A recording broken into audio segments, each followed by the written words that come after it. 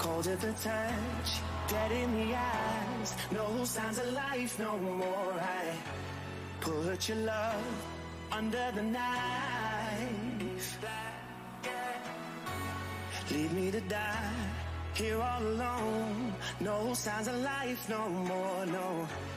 A crying dove may never fly.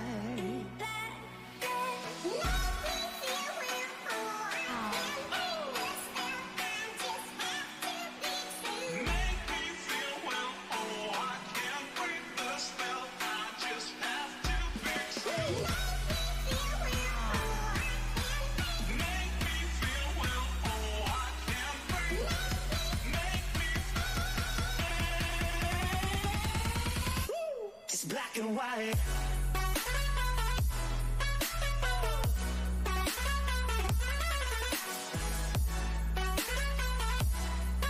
Yeah. Black and white. Oh.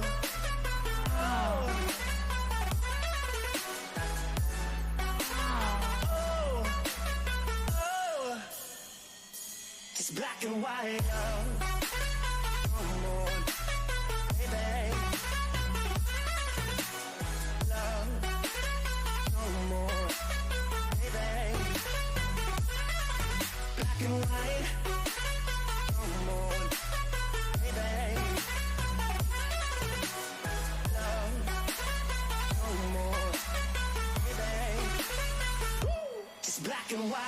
Just let me go, it's only right. For all I know, it's only matter. It's calico, it's black and white. Just let me go, it's only right. For all I know, it's only matter. It's calico, it's black and white. White, white, white.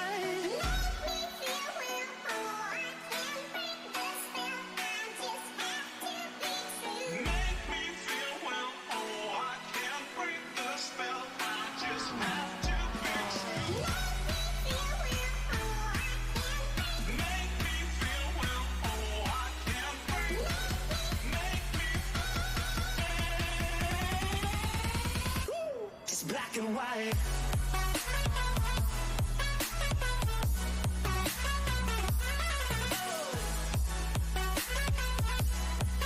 Yeah. Black and white. Oh. Oh. Oh. Oh. Just black and white.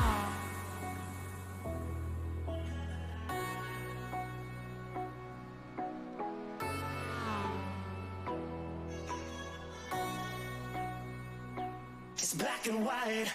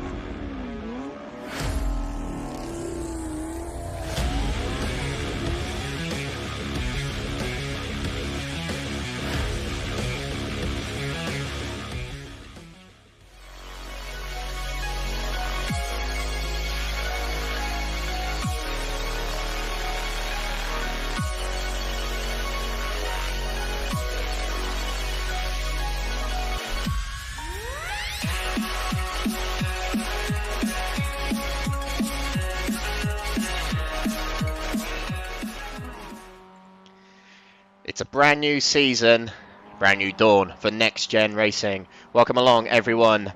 We are back with the MX-5s, the very famous championship among Next Gen Racing last season, where every round was so exciting you could not take your eyes off for 1 minute. Welcome along to the Red Bull Ring for the first round of the second season of the MX-5s, and it is business as usual as I'm in the comms box yet again to provide you guys with this entertaining racing. But alongside me it is Mr. Next Gen, Mr. Entertainment himself. Paul Walsh joins me alongside of TX141.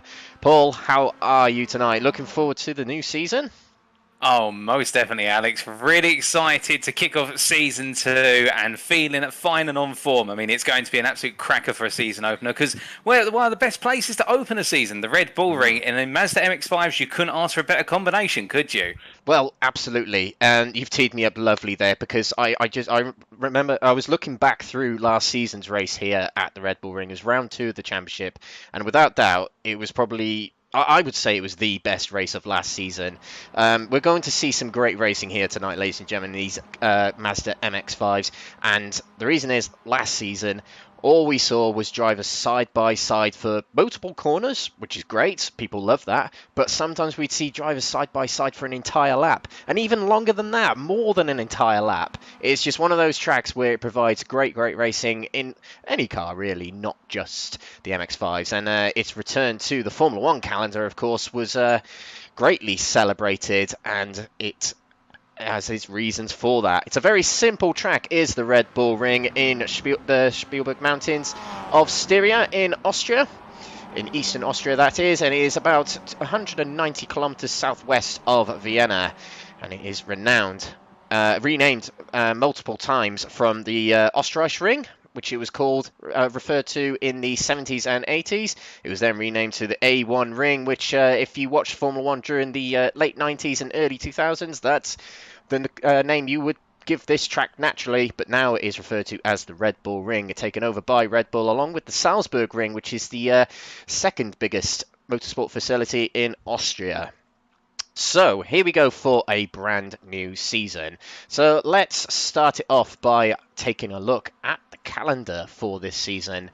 Of course, we all want to know what tracks we are racing at this season. We have a slightly simplified calendar for this season. Instead of 12 rounds, we're running 10 rounds. Now, although there's less races, that does mean it's a bigger challenge for the drivers. It means less races to establish their positions and less chances to get themselves back into those top spots. We have got the Red Bull Ring coming up today on the 2nd of May, but then a week from today we'll be at Knock Hill, and who can forget Knock Hill? It was a great round last season. Brand new to iRacing when we did introduce it to the series, but it's fairly well established now in iRacing and will host round 2 of the championship. A very popular nation in this calendar is Great Britain, and we will be going to Brands Hatch, a Grand Prix circuit for round 3 of the championship. Of course, Brands Hatch just hosted the Fanatec GT World Challenge just gone by at Brands Hatch, and that was an entertaining round in itself in that championship, and it will host round 3 of our championship here. Round 4, Alton Park International Circuit, no chicanes. So we did see that. If you are a big fan of the channel here at Crest Autosport, I know Katie Eames is, who's just commented on the YouTube chat. Hello, Katie, yet again. Alton Park, no chicanes layout was very good indeed. Lots of overtaking opportunities and high speeds on that track. Looking forward to that on the 4th round of the championship. And then round 5, slightly different to last season. The halfway point of the championship will introduce the first of 2 2-hour endurances for the season, and it'll be hosted at the Spa-Francorchamps circuit for the 30th of May.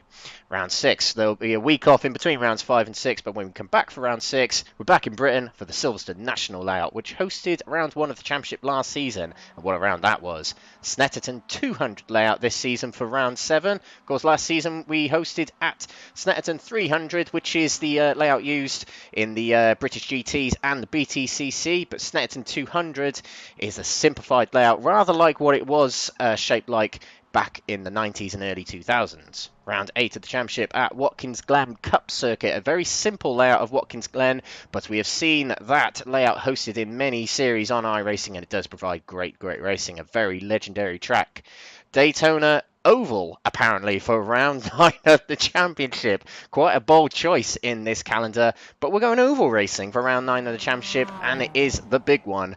Daytona, of course, hosting the Daytona 500 every year, so we'll see these MX-5s go around there. Let's see how that round gets on. And then the final round of the championship, we're back to good old circuit racing, although I love my oval racing. Circuit racing for round 10 of the championship at the famous Le Mans circuit. What a cracking track to end the series. Another 2-hour endurance as well. So, Paul, I'll hand it over to you. Initial impressions of this calendar then. Well, I think we've got a very good mix of tracks on the calendar with regards to Season 2 and some very interesting choices in there. I mean, Daytona Oval for round number 9, it is going to be the case. Well, we saw last season on the Daytona road course just how powerful the slipstream was and how much our drivers revelled in that concept of having to play it very tactical. But being up on the Oval there, I suspect we're going to see some very intense racing. Also, the fact that we do have two 2-hour endurance races, so Spa and Le Mans acting as hosts for both of those rounds. I think two very good circuits, and there'll be very unique challenges given the fact that we've got quite a few short circuits in the shorter rounds. And when I say shorter rounds here, I mean the fact that it's the rate where we've got races that are 15 or 25 minutes, whereas the 2-hour endurance races are based at circuits where the lap time is going to be considerably longer. So it does feel as though there's quite a sprint feel to the calendar until we get to those 2-hour endurance rounds where the circuits are much longer. And I think that's going to act as a very good mix. Whereas last season we had quite a mixture of circuits. I think this season it's going to be that very intense build up to the endurance rounds, and it's all about a very changed approach to those rounds, which will be less about the fast and furious action into each and every corner, about managing the car over the distance. So I think the organisers have done a good job with this calendar. I think so, and there's a lot of tracks here returning from previous series, whether it was last season or the Legends Cup series, but also we've got inspiration from the Wednesday Proto GT and the previous GT3 championship. There's a lot of inspiration taken from that as well. But there's a lot of tracks here returning, such as Alton Park International, as I mentioned, and Snetterton 200, but there's also tracks returning from last season. But what I'm getting from this calendar, with the exception of Knock Hill and probably Brands Hatch, of course, there are a lot of long straights, and these are very fast tracks as well. So we're going to see these MX-5 cars hitting some very, very high speeds on a lot of these tracks. Take Alton Park with no chicanes, it's a very fast track. Spa is just Spa, we know what it's like. Le Mans, they'll be hitting the limiter on that track. The same with Daytona potentially, on the oval, of course. So it's going to be very high pace this championship, but that's what we found with last season, is the faster tracks were often the better tracks. But what about the format of the championship? We've seen the calendar, but the format for the championship, not much has changed, to be honest. We're still running fixed setups. So what that basically means, if you are not fully aware of the sim racing programs, fixed setup means that all drivers use the same setup and they cannot amend that setup. So the car setup with cambers, toe, tyre pressures, etc., etc. Everyone has the same setup, so they are even cars, and they cannot amend them at all. And we're just transitioning into qualifying, so we'll catch up with our drivers very shortly. We're only having two categories, skill categories this season. Last season we had Pro, Pro-Am, and Am. This season we're only having Pro and Pro-Am. Pro drivers will be labelled on our standings with a black background behind their numbers, and Pro-Am category drivers will be displayed with a blue background behind their numbers. So look out for that in the standings. Of course, they are scored based on their relative position in their categories, not on their overall positions. That's also something to bear in mind. It's a 10-round championship as opposed to 12 rounds. And that you will be if you are taking part in this series and you are watching this series, you'll get to see some big real-world names. Of course, we have Bobby Thompson, who is not racing today, sadly, ladies and gentlemen, but who will be back next week. We also have Adam Morgan and Dan Rowbottom from the British Touring Car Championship, as well as Bobby Thompson, all of which did very well in the opening round at Donington. They'll be joining the series sporadically during this season, so do tune in to catch them. We have the two endurances. Of course, we saw the Nordschleife last season, which was a very entertaining round. There'll be two endurances this season, and you can guarantee close and fair racing. You can still get involved in this series if you wish to. It's a 30-car grid today, so it's great to get involved with this series. And there are prizes on offer for first, second and third in both classes. So plenty of opportunity to go for those prizes and to get involved with the biggest names in sim racing, the biggest names in racing as well. So here we go. our season officially starts, and it starts here in qualifying. Drivers out on the track at the moment, and just like what we did last season, we are going to do an onboard lap of the track to start things off. And who's going to take us around this lap of the Red Bull Ring? Well, it's going to be our defending champion, Mikey Doble, and this lap will be provided to you, described to you by Paul Walsh himself. Take it away, Paul. So as Mikey Doble makes his way out of the final corner here in the slipstream train of a number of drivers in front of him, now accelerating across that timeline and going onwards to his first flying lap. Going up to fourth gear here and looking to get ready for turn one. Got a bit of traffic from the Ford Zilla machine in front of him, which is going to compromise him, but he's going to get back on the racing line just in time, braking down there about 90 metres, going down to second gear and then building up that throttle immediately as he clears the apex, now charging all the way up to turn 3. Of course, depending on your numbering convention, you may forget the fact there is a turn 2 technically here, which is the little left-hand kink we're about to go through before turn 3. But as they make their way up the hill now, it's an uphill braking zone, so it means Mikey Doble can brake very late here, braking at the 100 metre board, in fact a bit later, just around 90 metres again, and coming all the way down to first gear, clattering it on the apex and immediately stamping on the throttle once he's got the car pointed towards that exit curb index. There's a nice amount of runoff air which can be used to settle the car, plus also a very sausage curb.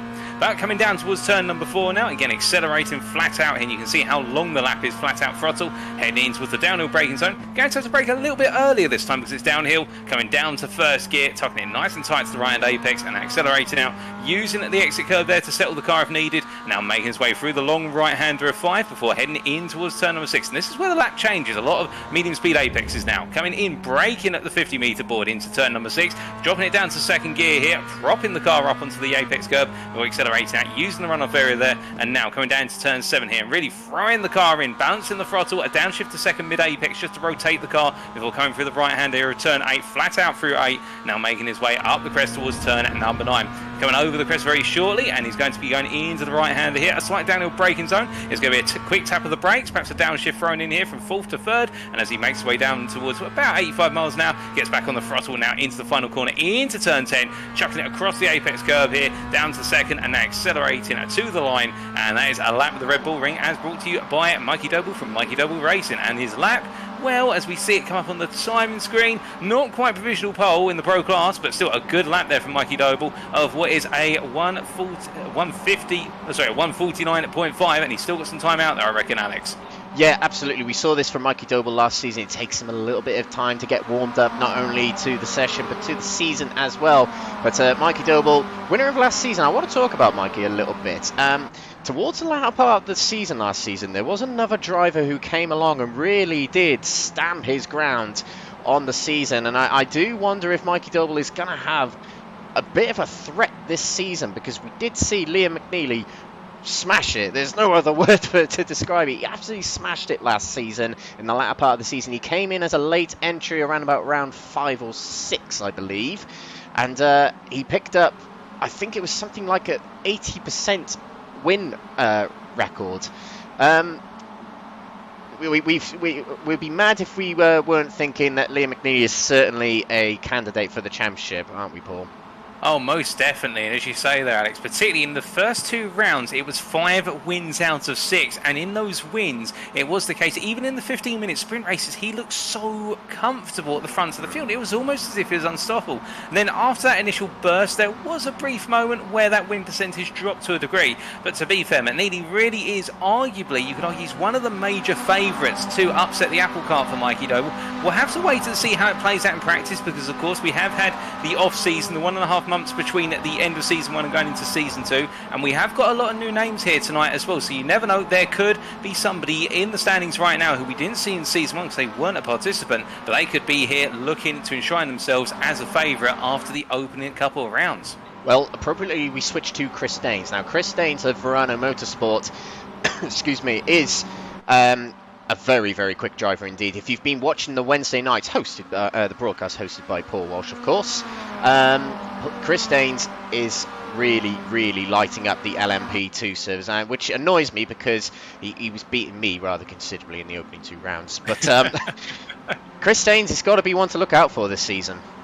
Oh, definitely. And the interesting thing about Danes, when I interviewed him in that series, he was saying that one of the cars he focused on most is the Dallara P217. So how that translates into his performance in the Mazda MX-5s, that'll be the thing that I'll be keeping my eyes on most definitely. I think all you guys and girls tuning in who have seen him on the Wednesday night series as well will be looking out, because he is a fast driver, and I think he did take part at the Nordschleife as well, and put in a very good performance in the final round as one of our wildcard stroke guest drivers. Now, whether he can translate all that pace into the MX-5 here for Renault Motorsport, I mean, on paper it should be possible. The only thing he's got to deal with in this car compared to the LMP2 is that it's got a lot less downforce, and instead the focus of the MX-5 is about carrying the speed through apex. You've got to chuck these cars, the little MX-5s, into the apex with the speed and have the faith that the car's weight will keep the car planted, and if he can do that, there is no reason why he's not going to be up there. And to be fair, right now in the overall he is P5, and that is P4 in the Pro class as it currently stands.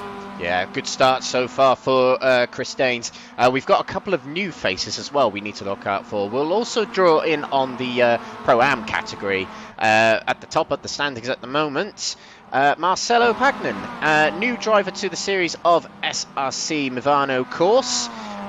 Very much looking forward to seeing what he can do. He was quickest in practice, I believe, so someone to threaten the likes of Mikey Doble, Chris Danes and Liam McNeely, and someone who's not British as well. Oh, we've also got Chris Danes, who is Danish. Danes the Daney, but a good mix of nationalities in this championship as well, Paul. Oh, indeed. And it's always good to have drivers from other nations, bar the UK and Ireland, taking part. The more, the merrier, as they always say. And it's great to see how this series is reaching out beyond borders and into the wider Europe region. Because, well, I mean, we did have the arrival of the dedicated Scottish drivers, particularly Rob McGregor, towards the end of Season 1. And Rob, I hear, is out on circuit right now. And, well, talking a little bit about Rob from HSR, I mean, Alex, the one driver, if you had to say he had bad luck in every round he participated in, I mean, McGregor seems to have it stapled on him. At some point it was going to go wrong, whether it's by his own intervention or somebody else's, or just divine intervention. Yeah, if he had any more luck, he'd have none at all. It was a real struggle for the latter part of the season for Rob McGregor, but he had the pace. We knew he did. He did tremendous at Monza last season. He was our driver of the day, if you remember, Paul. Indeed. But he just had no luck after then. I think we might have cursed him somehow. But clean slate, clean slate. Rob, you're off and away. Start this season as you mean to go on. He's third at the moment in category. Now, something to bear in mind with the categories, you can see drivers in with black backgrounds on their numbers and blue backgrounds. That is to repeat the categories. We have pro drivers with the black backgrounds, and blue background drivers are Pro-Am drivers. We'll probably refer to them as AM drivers, just for simplicity. But these categories are subject to change, so there might be drivers moving into pro category, as in promotion, or there might be demotion down to AM category, just to make this racing as close as possible for these drivers and for you viewers, of course. So, go on, Paul. I was going to say, and if you guys and girls tuning in and wondering when could those changes occur, we have been informed that the classes can be changed up to and including the end of round number 3, because by the end of round number 3, our organisers should have a good idea of where everyone's relative pace is. Now, for those wondering, well, why didn't you sort this out in the pre-season? We do our best to, but of course, sometimes in pre-season, we don't always get everybody showing up with their maximum possible pace. Not everyone's perhaps putting in all the practice that they have been in the week building up to this. So that's why we do that. It is a standard policy, and it's something you see in real-world series as well, where sometimes driver classifications can suddenly change if there is an exception in the field. So don't worry about it too much, folks. We'll definitely make sure that the racing is close and as intense as it possibly can be. And indeed, Alex and I think we're both very excited to see how the classifications are already shaping up. Oh, exactly, yeah. And we saw last season it was very, very close across the 3 categories. We saw Lee Horne and others, including Nigel Stock and Craig Cockrell, battling in the Pro-Am category. It was probably one of the most exciting ones. We also had the duo battling of David Whitehouse and Paul Scott in the AM category. Yeah, in that final round, it was a very dramatic finish in that category, with Dave Whitehouse not able to finish the race, not scoring points, and therefore Paul Scott took the championship through that ruling. And in the pro category, Mikey Doble did pretty much dominate the pro category last season, but I got a feeling this season is going to be a lot tighter. We're seeing in the latter part of this qualifying session drivers getting very close together, so let's draw in on what's going on in this session. We're currently watching Nick Clibbons of Simtech Excite Racing, the collaboration between the two organisations. Head around the final corner now. So we switch over to William Chadwick. William Chadwick, who had a lot of good results last season, a couple of wins. He's looking to get himself further up the order. So let's see if he can get himself further up the order on that lap, which he does. 5th place for William Chadwick. Business resumes, Paul. Indeed, it does look as though Fordzilla once again bringing a very good package to the Red Bull Ring circuit. We saw it was quite an interesting dynamic between Chadwick and also McNeely in what was season 1, where Chadwick was really, I wouldn't say was he in the shadow of McNeely, I don't think that's fair of him to say, but it was always the case McNeely seemed to have the headlines and then Chadwick was there supporting him, and also, to be fair, receiving support from McNeely when the time came. And I think Chadwick's one of those ones, as he gets his elbows out there to one of our fellow drivers making their way into turn number 3, it is the case that Chadwick is somebody not to think he's always going to act as number 2 in Team Fordzilla, because he is a very fast driver. I think the key difference is between the two of them that Chadwick is perhaps just a little bit more tactical, perhaps. I think he does, and I think in Long Beach they were saying about the fact it was Chadwick who had made the call with regards to the amount of fuel saving that was required in the 25-minute race at Long Beach. Yes, I do remember that. Yeah, it was a little bit of a mix-up where drivers had to save fuel and they could get to the end, and Chadwick did pull it off better than anybody, and he got past, can't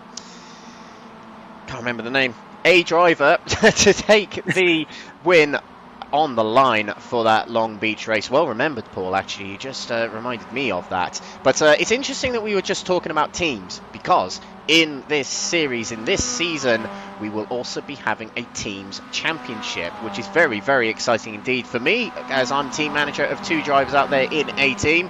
But there's going to be quite a few teams representing themselves in a teams championship, including NXTGEN Racing, HSR, Simtech Excite, Excite Racing themselves, Hills Motorsport, Crest Autosport with Apex Tracks, OTR as well. A lot of teams being represented, and we will see the teams championship light up in another element to add to the drivers, as they will have to work together a little bit more, won't they, Paul?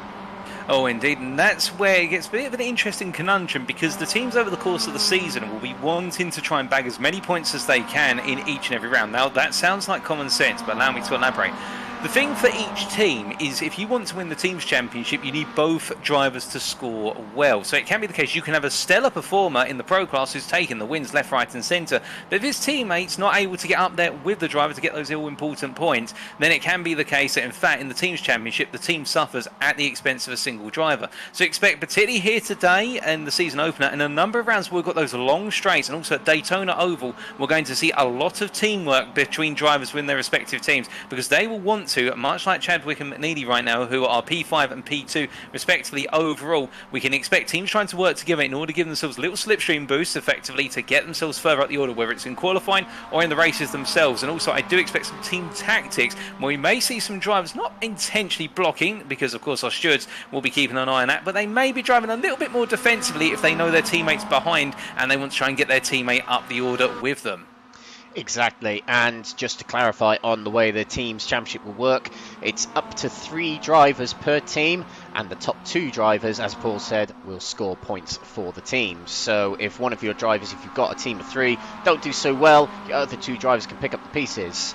And we just seen Jamie Nicholson go across the line to take 15th place. You've gained about 5 places on that lap. Brilliant stuff from the newcomer to the series of Evo Sim Racing, with a very iconic NASCAR-style livery there, the DeWalt livery on his Mazda. And just behind him there in the number 30 car is Nigel Stock in a new team this season. He's in the Crest Autosport car, so looking forward to seeing what he can do this season. Currently 27th, looking for a big lap here to get himself further up the order. Who else we got out on track? Rob McGregor. Let's see if his luck changes. So far so good. 4th in category, 14th on the track. He's less than a second behind the leader, so very good so far. He pulls over to the side. This might be an abandoned lap. Does he go any higher? No, yes, he does. He does. A bit of a delay there. 11th place for Rob McGregor. Brilliant, brilliant start to the season for him at the moment, and he sees him into the top 12, sorry, in the standings. And of course, the big position to look out for in the races, in between races 1 and 2, of course, is 15, as it will be a reverse grid of the top 15 overall drivers heading into race 2 to form the grid. Now, let's look at other drivers before we head into the race. This is coming up very, very shortly. Jamie Dory going to finish his lap here in the NXTGEN gold style livery there. 9th place for our league host at the moment. Can he go any higher? Looking good as he comes across the line. Don't think he's gone any quicker. He'll stay 9th, but that's still a very, very good position for our league host. We've also got Lee Horne has just abandoned his lap. We've still got Jack Nicholson on a lap. I'm not sure if he got across the line in time, but he's going around and he's going to complete. This would be him and Nigel Stock's final lap, and across the line will go Jack Nicholson and Nigel Stock. And will Nigel Stock get any higher? Because I don't think Nicholson did, and I don't think Nigel Stock did either. Nigel Stock will start 27th for the start of this season. He was a contender in the Pro-Am category last season, so it's a disappointing start to his season. But there's 3 races to go tonight. Plenty of opportunity for these drivers. So here we go. Pagnon, newcomer to the series, tops the standings by a quarter of a second. Quite impressive to start this season off, but qualifying is one thing, the race is another, and very, very shortly we will go through the grid for this opening race of the night. And we'll just introduce this for you. It's me and Paul Walsh, Alex Everett and Paul Walsh in the comms box here for round 1 of this championship here at the Red Bull Ring. It's season 2 of the NXTGEN Racing MX-5 Cup on Monday nights. Over the next 11 weeks, we'll have a week off in the middle, but over the next 11 weeks, you are going to be watching this great racing on Crest Autosport TV on Twitch and YouTube, and of course NXTGEN Racing TV on Facebook. Welcome along, everyone, if you are watching. Here's our grid for round 1, race 1. Michelo Pagnon starts on pole position with Liam McNeely alongside in second. Chris Staines in third place, and first of the AM category is Giancarlo Scula in 4th position. William Chadwick takes 5th place alongside defending pro champion Mikey Doble. Adam Delmont, runner-up last season, in 7th place with Aidan Wilson, 2nd of the AM category, in 8th. Jamie Dory is in 9th place with 3rd place of the AM category Sam Smith alongside in 10th. 6th row taken up by Rob McGregor and Nick Clibbans. John Higgins and Dan Skinner on the 7th row. Line-up 15th is James Wario with Jamie Nicholson alongside in 16th. 17th, returning to the series, Jeff Perkis. Alongside him is James Clark. Tom Delaney returns to the season as well from the AM category championship. Did lead it for some part last season. He's in 19th. John Higgins in 20th position with Lee Horne, the Pro-Am category championship winner of last season. 21st for him with Ollie Peters in 22nd. Alan McCain in 23rd with Paul Scott, our AM category champion from last season, in 24th. Mikhail Lees in 25th with Matthew Addy 26th and Nigel Stock in 27th. There is our grid, and we are about to get underway. Paul, very quickly, who's your money on? My money's going to be on Michelo Pagnon for this season opener race, for the simple reason he's shown a lot of pace in qualifying, 2.5 attempts. If he can make a breakaway, I think he's going to be off into the distance. I'm going to go with Chris Staines, because I've seen what he can do in the LMP2s. So, here we go. Money's down, and we're lining up on the grid. The grid goes as far back as the final turn on this track. Plenty of drivers on the grid, 29 drivers lined up on this grid, and we are going to get away very shortly. Still drivers lined up. Here we go. They're all lined up. The lights will appear. We're about to go underway for the round 1 of the championship. Lights will progressively turn red. It is Pagnon on pole, McNeely in second, and away we go for the first round of the championship. It looks like a good start for Pagnon. Straight across the track in 3rd place there in the yellow and blue livery is Chris Staines to defend his position going into turn 1. Up to turn 1 we go, and through the corner we go. It is still the top 3 as they lined up on the grid. Nothing changes in the top 8 so far. Drivers already running wide out of turn 1 there. There's a lot of drivers side by side in the mid-pack there as we run out of turn 1.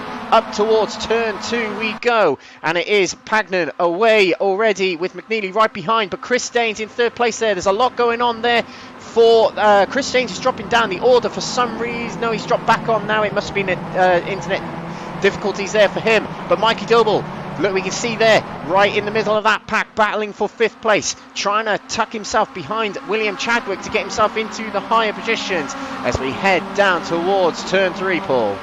Indeed, and William Chadwick right now in a very difficult situation. He's had to go defensive through the opening 2 major corners, and going into turn 4 here, he's still having to defend hard from the fact he's got Adam Delmont trying to go around the outside, as we see going a little bit sideways there. That looks to be Wilson, as Wilson just gets the rear of the car a little bit over-rotated, and as they make their way down to turn number 6, now you can see it's going to be Delmont on the inside of Chadwick here, and Wilson is just going to have to hold position, and in fact, that was Smith who got it a little bit wrong there, not Wilson. My apologies, folks, as they make their way down into turn number 7, as they roll on through here. Well, Chadwick is doing a stellar job, and now Mikey Doble is going to look for the opportunity to try and come through on the inside in turn 8 versus what is Delmont as they make their way in the long run. But meanwhile, battle for the lead here as we see Manili going down the inside of Pagnan as they come down to turn number 9. He's going to have that inside line very nicely tucked on in, and as they accelerate out to the corner and down to the final corner, it is a change for lead on the opening lap as they make their way through the final corner, and Chris Dane's not too far behind. So after one lap, it is McNeely now leading ahead of Pagnan, followed by Danes in P3, and then we have Schuler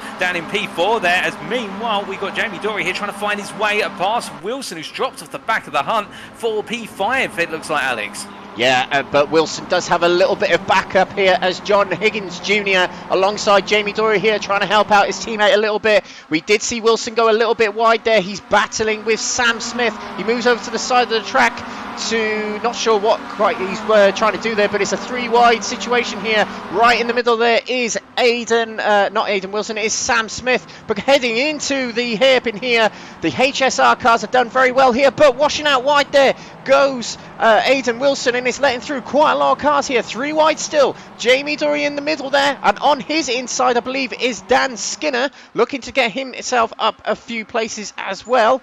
But biggest mover of the field so far, as we mentioned a moment ago, is John Higgins Jr. up 5 places, and look at this battle going into turn 3 here. Dory on the inside, and look at that trying to get into the corner. There is Aiden Wilson as he washes out wide. He's now got company from Dan Skinner in the McLaren Tribute livery right behind him, trying to get alongside, but it seems that Aiden Wilson has got away with that. But at the front we have got Chris Danes, who's through on Pagnan, and he's challenging McNeely as well. Heading around the outside. Can he power around the outside to get it to the inside on the next corner? He's just about avoided the gravel there, but it looked like McNeely had a good run. But behind Danes, he has got Schooler going to push him along to try and get themselves into the top position here. McNeely and Danes side by side as they go through turns 9 and 10 now. Through they go. Oh, and there's contact between the two. McNeely is sideways and he spins across the track. Can he keep it going? Yes, he can. And he's going to rejoin the racing here. Oh, is he just about avoids John Higgins there, but the racing at the front will resume. McNeely has all the work to do now to get it back up to the top. Contact between him and Chris Danes. We'll have a look at that a little bit later on, I think, but Danes leads the second lap of the race here, Paul. Indeed, and behind whilst all that was going on, it's the case that Adam Delmont and Mikey Doble were battling for P5. They've been side by side, would you believe it, for the last 4 corners and through turn 1, and finally Delmont's got ahead, but there's a little bit of door-to-door contact coming through turn 1, and I think neither driver wants to get up because they both know with the leaders battling this much, they've got an opportunity here. But you can look in this pitch as they come up the hill, just the gap that the top 6 have opened up to the rest of the field as they make their way into turn 4, and up the inside goes Schuler as Danes holds the outside line here, which you can do in the MX-5s because they've got so much ability on traction coming out of corners where you just stamp the throttle down and not worry about the rear lighting up too hard. And Danes here really showing that grit and determination to hold on. But now Chadwick coming on through on the inside here as Schuler as they come down into turn 4, and as they roll it under the brakes here, we can see just behind Pagnan there, watch him very closely, seeing where he could potentially sneak his nose on the inside. But the more they battle, I mean, you can see now Higgins, Smith, McNeely, they're all starting to catch back up. And well, the top 10 are only separated right now by 3 seconds. It's up the inside there, having to defend. That is Pagnan, and meanwhile Delmont is having to defend versus Doble here. It is the case that really they should be looking more up towards the front, and instead they're battling for P4. And well, we love to see it, but Delmont here is having to drive the most defensive lines of his life as Doble simply gets the cutback there on the inside of turn number 7 and says, oh, don't mind if I do then, and just runs out the inside. And as they make their way down towards 9, as we run on board here with John Higgins, he's going to take a crack now with the fact in the rearview mirror he has got a little bit there of Delmont trying to go up the around the outside, and Delmont, he's going to try and hold it, and well, I think he's taking track limits a little bit liberally there, but he's going to battle for it all the same as they make their way to the end of the lap. But my goodness, these guys are not letting it go, and you can see how the leaders are breaking away. I mean, what would you do in the situation, Alex? Calm it down or carry on fighting? Racers be racers. They don't want to give away any position as we see a move from William Chadwick on the inside of Chris Daines, trying to hug it tight on the inside there, but a better run through the corner by Chris Daines means he's able to break away on the straight here, but is it enough? We got 3 wide again between second, third and fourth here. Schooler on the outside as we head up to the hairpin. We've got Chadwick on the inside, and in the middle is, in fact, it is Schooler. We got Pagnon on the outside heading into the hairpin. Chris Daines is a sitting duck here, down into third place on the straight and into the hairpin there as Pagnon puts himself back into first place. He was fourth coming across the line and back into the lead within 2 corners. This is the Next Gen Racing MX-5 Cup for you, ladies and gentlemen, and look how close it is between all these drivers. There's a big pack in the background then, there's a big pack at the front here battling, but we are still seeing Adam Delmont and Mikey Doble. They were 1-2 last season, and I think they still think they're 1 and 2 as they're still battling furiously with one another. Indeed, and let's not count out the fact there's a massive battle brewing further down the order in P14. James Warrior, oh good, it's been Tom Delaney there. What on earth has happened? Well, this, I think, might explain after the story as we get the replay, and Delaney goes very deep. Oh, there's a bit of contact there from the 555 machine, and well, Delaney just a bystander there and was turned. Yeah, contact with Jeff Perkins. Jeff Perkins running out a little bit wide, not seeing this. 2 cars on his outside, and it's caused the spin for Tom Delaney, unfortunately, there. Now, the drivers do have fast repairs at their disposal in these races. They can come into the pits if they can get to the pits, take a fast repair, which is basically an automatic repair in the sim racing world, of course. You don't get it in the real life world, of course, if only. But you can get a fast repair and get back out on track and try and get points for finishing the race, and try and get yourself back in the racing, because there are safety cars potential in this series. But let's resume the racing here. Pagnon leads another lap here, and it has been 3 different leaders in this race already. Pagnon, Chadwick and Daines, and they're still very close together. This battle runs down to as far as, I think that is 12th position. No, it's not, it's 13th position. 13, unlucky for some, but lucky for us because we're getting good racing. Pagnon to the inside of Chadwick, heading into turn 2 here, but Chadwick's later on the brakes, gets it into the inside of the corner, gets a good run out of the corner. It means that Pagnon is under threat from Chris Daines, and it all shuffles up behind as well, as there's a lot of drivers getting side by side with one another. Mikey Doble up to 5th place, and he's alongside John Carlos Schooler, and he'll put himself up into 4th place if he can get a good break in into turn 3. But no, there is Liam McNeely up the inside of the pair of them, and into 4th place he goes. He just swipes it away. That is the McNeely we saw last season, so much last season. Oh, and there has been an instant further back. It is involved Lee Horne, Jamie Nicholson and Michael Lees. See if we can get a replay of it from Lee Horne's view. It looks like it's going to be a 3 wide, not quite going into turn 3. Horne takes to the inside, into the corner we go. Oh, and it's a big lunge to the inside from Lee Horne on, I think that's Jamie Nicholson, and it collects other cars, including Ollie Peters running off wide in the background there. But Lee Horne just didn't quite get that overtake quite right, and it has compromise his own race and a few others. But there are other races these drivers can fight back on later in the night. We've got 3 races tonight and up to an hour's worth of competitive driving for these drivers, but this racing rages on. We've got just over 5 minutes left in the session here before we see the checkered flag in the mid of this pack here, battling for the top 10. Of course, we have got to look at 15th place as well, as Nick Clibbins fights with Jeff Perkins for 15th, and 15th will get you reverse grid pole for race 2. So it's a very important position, of course, because it gets you to the front of the grid for the next race. But we have got a 13 car battle here that is splitting up a little bit, because the top 3 have broke away here, Paul. Indeed, and the problem is now as they all come into turn number 3, we're getting this continuous concertina effect under every braking zone where all the drivers cluster together onto braking. You can imagine the drivers at the front, so Pagnon, Chadwick and Daines, they can brake into these corners quite happily at normal braking points, but behind it then becomes this big test of how late do you brake in terms of trying to outbrake your opponents, but simultaneously avoid making contact with the guys who have broken in front of you. And as we run on board with Liam McNeely here, I mean, he's been like a phoenix rising from the ashes in the fact that he did have that major moment that we saw at turn number 9, but he's come all the way back up to P4, and he's really been mastering the art of late braking, which is so critical at the Red Bull Ring to success. And now, as they all start to come into line astern here through turn at number 6, it is the case, I think, that our top 4, perhaps our top 5 with Schuler there as well, I think we're now going to see that gradual breakaway, as you're indicating, Alex, with regards to our top 5 trying to pull off into the distance versus the rest of the pack from P13 to P1. But I say that any fighting between these guys in the remaining 5 minutes, and they will all cluster back together again. And another quick thing I noticed while I've been focusing on these drivers here, when you were talking about the battle for P15 between Clibbins and Perkis, the fact that we did see that instant a little bit earlier on involving the company of Lee, Horne and Dayton all the way down to 7 drivers, including Matthew Addy and Paul Scott as well, is the fact that that has now actually opened up an advantage for Wayne Douglas in P14, and really it's Clibbins now under attack from Jeff Perkis here if he wants to hold on to that P15 position and get that coveted reverse pole position in race number 2. Yeah, the drivers will be conscious of that. They'll be furiously battling for the next couple of minutes to ensure they get that position. But in the categories here, the pro category leader at the moment to come across the line again is Pagnan. And as it stands, Skula in 5th position overall, and he is classified first in the AM category. I've got a feeling he might change to pro category as time goes by. But here we got Fordzilla on the inside of 2 different drivers. It is McNeely on the inside of Danes and Chadwick on the inside of Pagnan. They're going to work together here. They're going to nudge each other along this straight. That is the beauty of having teammates, which Pagnan and Danes don't have here in this race at the moment. And they've got Fordzilla attacking them, rather like Godzilla by the looks of it. And to the outside goes Chadwick. See if he can power it around the outside in turn 3 here.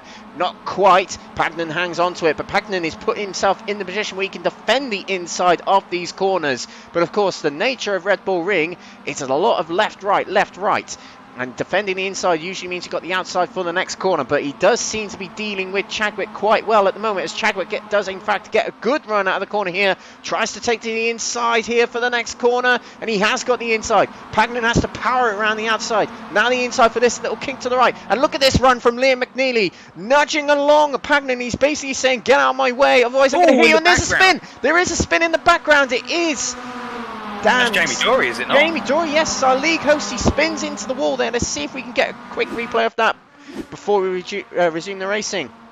It was a slight hit on one of the HSR cars, and it sends him into a spin. We've got to resume the racing here. There's a big shuffling going on here. There's an instant coming out of the final corner, and it did involve Adam Delmont. It did involve Giancarlo Skula as well. Let's see if we can get a quick replay here. Oh, it happened before then. He's already disappeared at turn 9. Yes, let's see if we can get a quick shot of that. It's going to be quite difficult here. Pagnan dropping down a lot of positions here. Wayne Douglas, you can see here, passing Pagnan. A lot happened in that. Let's there we go. I think we've got actually what happened. So Pagnan here is on the inside here. Oh, and he forces McNeely to the inside, and then gets another nudge, and that sends him round and off into the runoff area and drops him down a lot of positions. So that takes him out of contention for the win here. We have still got a few laps left in this race, but it has really shuffled things up in the top, what was top 13 here. We've now got Chris Daines and Liam McNeely in the clear at the front here. But into 3rd place goes Mikey Doble. He's got John Higgins Jr. right behind, and the Fordzilla driver William Chadwick dropped back quite a bit admittedly, but he's still in 5th place. What about Liam McNeely? Where has he ended up in the field here? I can't quite see him, and by being really thick, we can't quite see him. Help me out here, Paul. Where's Liam? Oh, McNeely's at the front. What am I talking about? There was a spin there for William Chadwick. Oh, it's been a very, very dramatic last few laps indeed. And here we go. Chadwick trying to get to the inside. Turns across into... No, he doesn't quite turn across into the corner. There's a bit of understeer from Higgins Jr. there. And it sends Chadwick into a spin. It's been a miserable last lap or so for Fordzilla, Paul. I think, and I agree with you there, Alex. And with Chadwick, just as I was trying to find McNeely, I thought he was further down the order, but I didn't realise he was in P2 until you mentioned. But Chadwick there, I think, gambled a little bit, trying to go 3 wide into turn 6. Not to say you can't do it, but I think there it was the case that for Higgins, as we see Delmont there parking up, and something has gone very wrong for Delmont's car. And, well, as we look back here, I think that car's already on its way to parking up. I think, yeah, the suspension looks like it's collapsed on the front right. I think that's happened from that final corner instant we saw just a lap ago. But I think we have started the final lap here. It is a straight up fight between Chris Daines and Liam McNeely here, unless anything else can happen. McNeely takes to the outside as we head towards the hairpin. He's got his nose ahead as we head over the sector strip there. Into the corner we go. Liam McNeely trying to minimise as much room for Chris Daines on the inside there. He runs very wide, does McNeely. Will that give him a slowdown? I'm not entirely sure, as I haven't driven Red Bull Ring for a very long time, but he seems to have gotten away with it. Chris Daines now has to think of something else, or some other way to get into that first spot. He's running out of corners here. Single-digit corners left on this race, on this lap, as we head through turn 3 here. Back here we've got Dan Skinner versus John Higgins Jr. as well, as Dan Skinner takes 4th place. 10 places gained for Dan Skinner. Brilliant race for him. And Wayne Douglas is our biggest mover at the field with 21 places gained to 8th position. Brilliant race for him. Now, back to the front. Daines has got himself back to the inside of Liam McNeely. Heading down the hill into the next corner, and Liam McNeely gets himself back in front, but a good run through the corner from Chris Daines, but he had nowhere to go.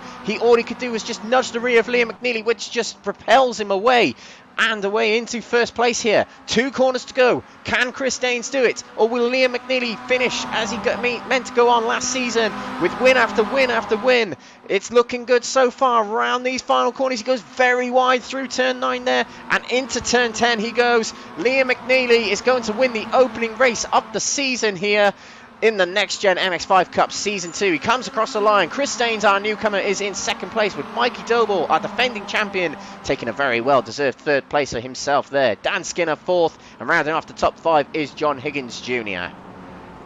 And there we see Rob McGregor taking home the Pro-Am win in the end, P6 overall, and the win by only 4 tenths ahead of Sam Smith. And Rob McGregor, well, we talked about his bad luck in Season 1, particularly at the end of the season. I think the Scotsman has found a way to arrest that bad luck, because that is a very well-deserved P6. And Sam Smith there, P7 overall, a P2 in the Pro-Am class. And it is Wilson, that is, of course, Aidan Wilson, who comes home in P11. And, well, with that, that rounds off the Pro-Am podium. But fantastic racing up and down the field as we see Ollie Peters there, P15 in class, P6 overall. But also, I think a race where a lot of elbows came out, and I think a lot of drivers getting used to who they're battling with, and also testing the limits, Alex, of how far they can go with certain opponents, whereas they may not be able to push as hard with other opponents. Yeah, absolutely. We saw a lot of pockets developing in there, and we're going to see certain drivers really battling with one another this season. We can definitely tell that. Bad luck to Pagnan and Adam Delmont, especially as they finished down in 27th and 28th. I think they actually were in the pits at the end of the race there. So what that does to them in regards to points, I'm not entirely sure at this point, but we'll be able to clarify that at a later date as it's a new season. But yeah, they'll be looking to fight back in races 2 and 3, that's for certain. But yeah, Liam McNeely, another win, Paul. It's just incredible what he can do. He can just find a way, despite the intense battling, to find a win. And actually, in that race, he was sent down to as far as 10th, I think.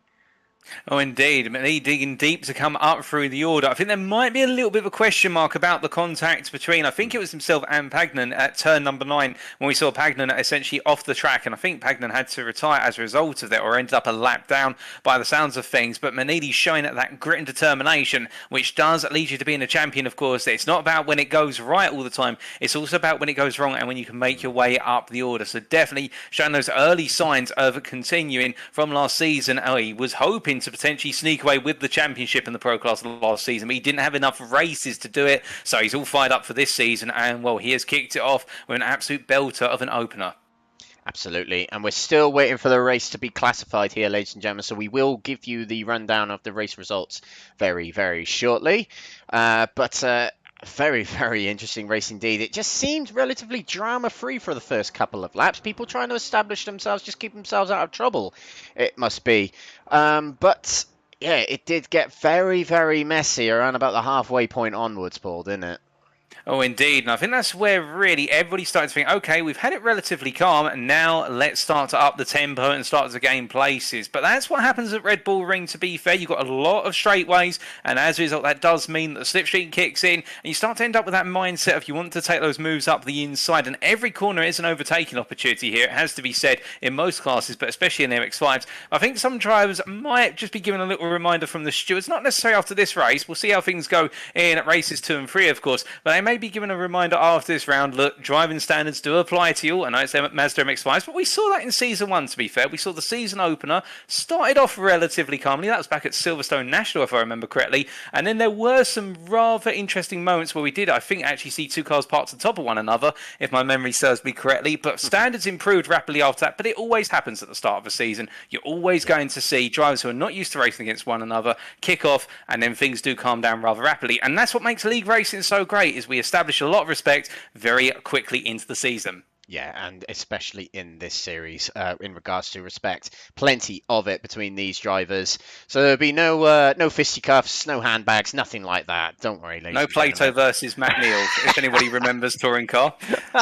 Yeah, that's a great example. Yeah, there's another one, isn't there, from Formula One? Nelson Piquet lamping someone at Hockenheim. I seem to remember. I can't remember who that was. But anyway, let's get on with the job at hand. We now have the results for this opening race of the season. And just by less than 2/10, Liam McNeely takes the win and the championship lead, of course, from Chris Staines, the championship leader in the LMP2 category in the Proto GT3 Next Gen Racing Championship. So, two big names in Next Gen Racing hit it off nice and early. And of course, Mikey Doble, now a triple Next Gen champion, third place for him in this race. Dan Skinner gaining 10 places, keeping himself out of trouble in the iRacing machine to take fourth position. HSR drivers, 5th and 6th of John Higgins and Rob McGregor. Of course, Rob McGregor, the unluckiest driver in the field, we labelled him. Really did get all his luck then, as he takes the win in the Pro-Am category for this race. Sam Smith 7th, with Wayne Douglas in 8th position. The biggest move to the field, 21 places gained. Jamie Dory did have a little bit of drama, but he recovered well to finish 9th place, just ahead of William Chadwick, who was at the head of the field for the majority of the race, but drops to 10th through the incident that happened between him and Michello Pagnan. 11th place for Aidan Wilson. He was also involved in a little bit of drama at the start of the race, falling down the order, but 11th place for him in the end, with Jeff Perkis squeezing himself into the top 15. He was just outside of it for the first part of the race, but gets himself into a very healthy 12th place. Nick Clibbins in 13th, with James Warrior in 14th place. 14th place means he'll line up second alongside Ollie Peters, who takes reverse grid pole for the Crest Autosport Apex Tracks team. In 16th is Giancarlo Sculo, who was at the top of the field for the majority of the race. Couldn't quite recover to get a reverse grid pole. 16th is what he could manage in the end. James Clark, without a category at the moment. 17th place for him, just ahead of Lee Horne. And in 19th place is Alan McCain, with Paul Scott, our last season AM category championship winner, is 20th position and 8th in category. John Higgins Sr. in 21st place, with Matthew Addy in 22nd. Nigel Stock in 23rd, with Mikael Lees in 24th. Tom Delaney 25th. We did see his spin through contact earlier on in the race. And in 26th is Jamie Nicholson. Adam Delmont did retire from the race, 27th for him, as well as Marcello Pagnan. Both those drivers running at the top of the field. 28 classified drivers in this field, and we'll have a reverse grid pole position for Ollie Peters, and alongside him James Warrior for race 2. That was race 1, round 1 of the championship here at the Red Bull Ring. I'm Alex Evan, alongside me Paul Walsh, your commentary team for today. We'll be back in just a few moments' time for race 2. Don't go away, ladies and gentlemen. We'll be right back.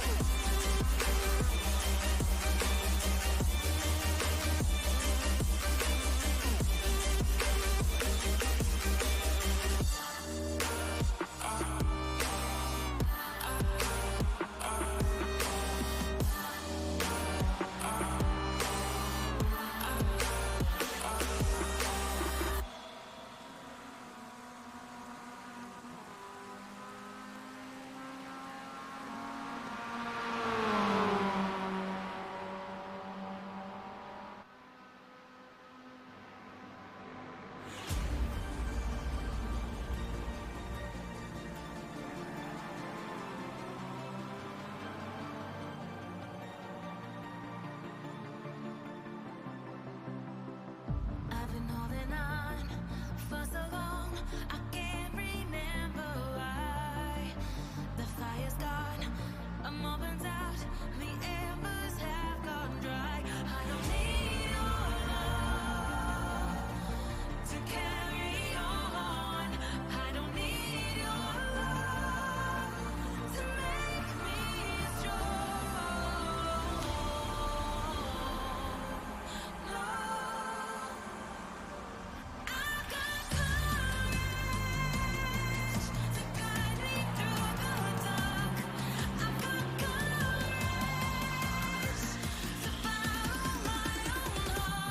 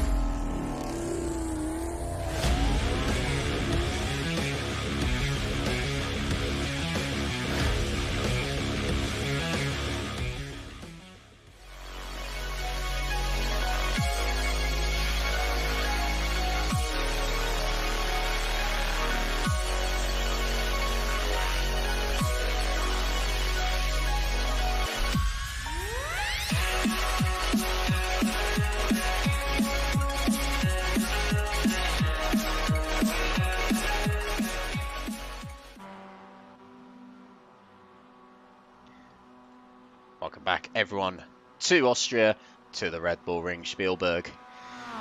This is the Next Gen Racing MX-5 Cup Round 1, and this will be Race 2 coming up in the next few minutes or so for this wonderful, wonderful night of racing we're presenting to you. I'm Alex Everett of Crest Autosport, and alongside me, Paul Walsh of TX141, the resident commentator of Next Gen Racing.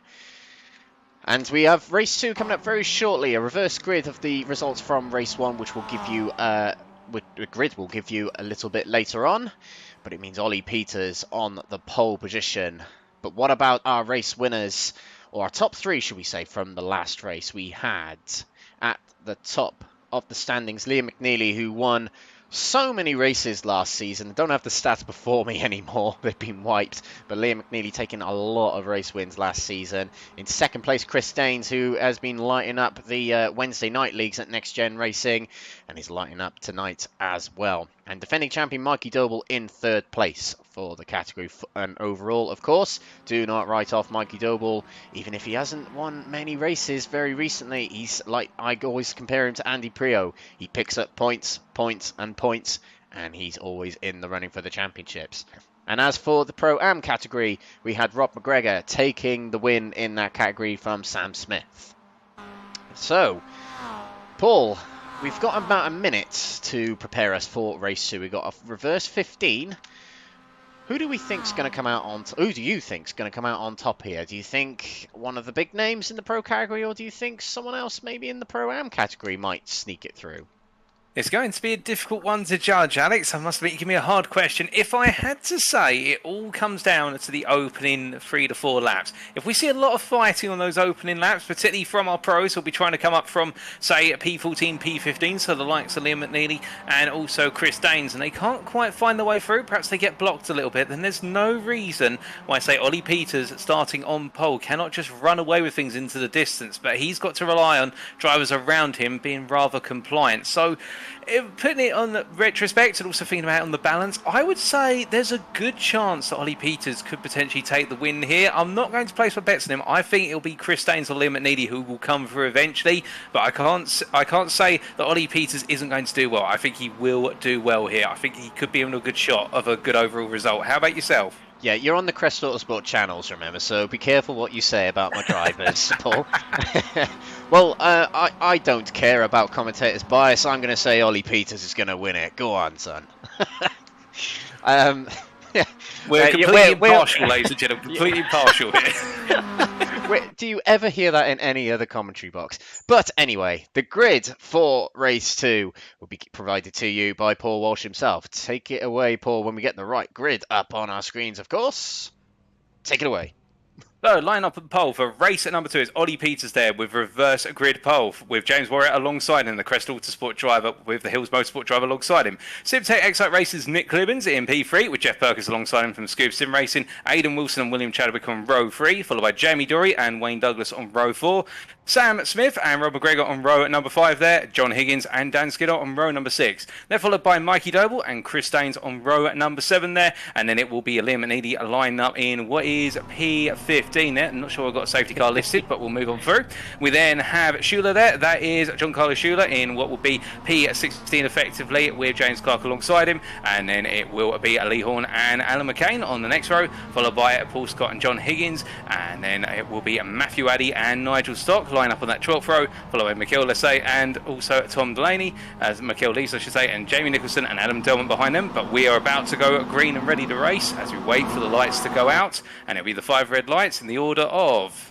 Oh, it's lights out and away we go there. We didn't see the lights go. And immediately Ollie Peters there getting a good start to the proceedings. But looking there on the left-hand side in the rear of your picture, you do have one of the HRL machines trying to make a move up the inside. But Ollie Peters getting a nice safe start here as we see James Warren and Nick Clibbins going side by side into turn 1. And this is exactly what the Crest Autosport driver will have wanted as all the drivers make it safely through the opening corner here. Everyone's made it through A-OK this time. And as they make the way out towards turn 3, Ollie Peters already trying to make the break as they head up towards turn 3. Behind them, we can see James Warrior there dropping back after that initial scrap with Clibbins. And as they come into the braking zone here, a bit further back, we've got 5 wide, and that's Chris Daines who backs out of it there, recognising 5 does not go into 1 as they make the way through turn number 3 I should say, and Daines back it off. He's in P15, hasn't gained too much here. Lim and Needy already up into P12, and Mikey Doble also with him as they all come charging down towards turn number 4. Now as they make the way into the heavy braking zone this time, we can see William Chadwick there. I believe that's William Chadwick. He's already up into P4. He's come through very quickly, the Fordzilla driver, so he's wasting no time here and going hunting after the Pro-Ams, and he's only got Warrior, Clibbins and Peters between him and the lead now as they make the way down into turn 6. But a relatively straightforward start once again, Alex, albeit some drivers making some very quick moves. Yeah, oh, and there's a spin. Oh, Ollie Peters has spun it. You've lost my money, Ollie. But he spins down the order, and he tries to get it back on the track, and he collects another driver. This might pull out a safety car as the track is blocked.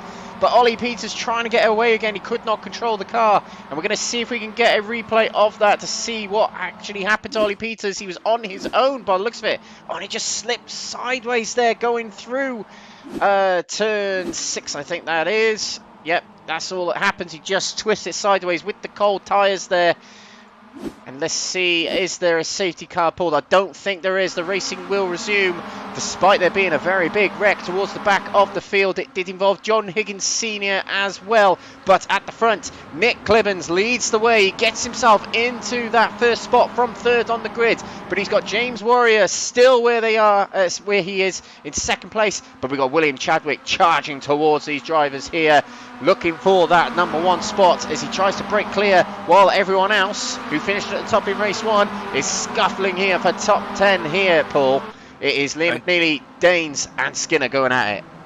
Oh, indeed. We see a bit of a lock-up there. I believe that was off of Daines' car, and it's a mistake. And they all come into turn 3 once again. And after that initial instant on turn number 6 there with Ollie Peters getting it wrong, it does look as though now it's really turned into an open scrap for leaders. Right at the front, we've got 3 wide. Clibbins, Warrior and Chadwick going 3 wide down into turn number 4 here. That's going to be Chadwick on the inside. And will it be daylight robbery for what is Warrior there? There's a bit of contact between Warrior and Clibbins, but they all make it through the corner, amazingly enough. And it is James Warrior who holds the run around the inside to outside down into turn 6 here. Now the Hills Motorsport driver has to be aware of the fact he doesn't need to battle Chadwick, or if he's not aware of it, he'll be enlightened to it soon, because right now as they roll down through 6 into 7, well, he's going to go defensive here into 7, and credit to him, he wants this lead. And as they roll them through the corner, well, Chadwick's going to have the inside run through 8 and up into 9 here. And well, now we can see Clibbins hedging his bets behind Chadwick here, as behind them we've got Wilson and Dorian Higgins all trying to get in on the battle as they make the way in 3 wide into turn number 9, and that is going to be Chadwick trying to get the inside of the pair of them. He's given the space to do so. Great racing respect shown between the 3 drivers,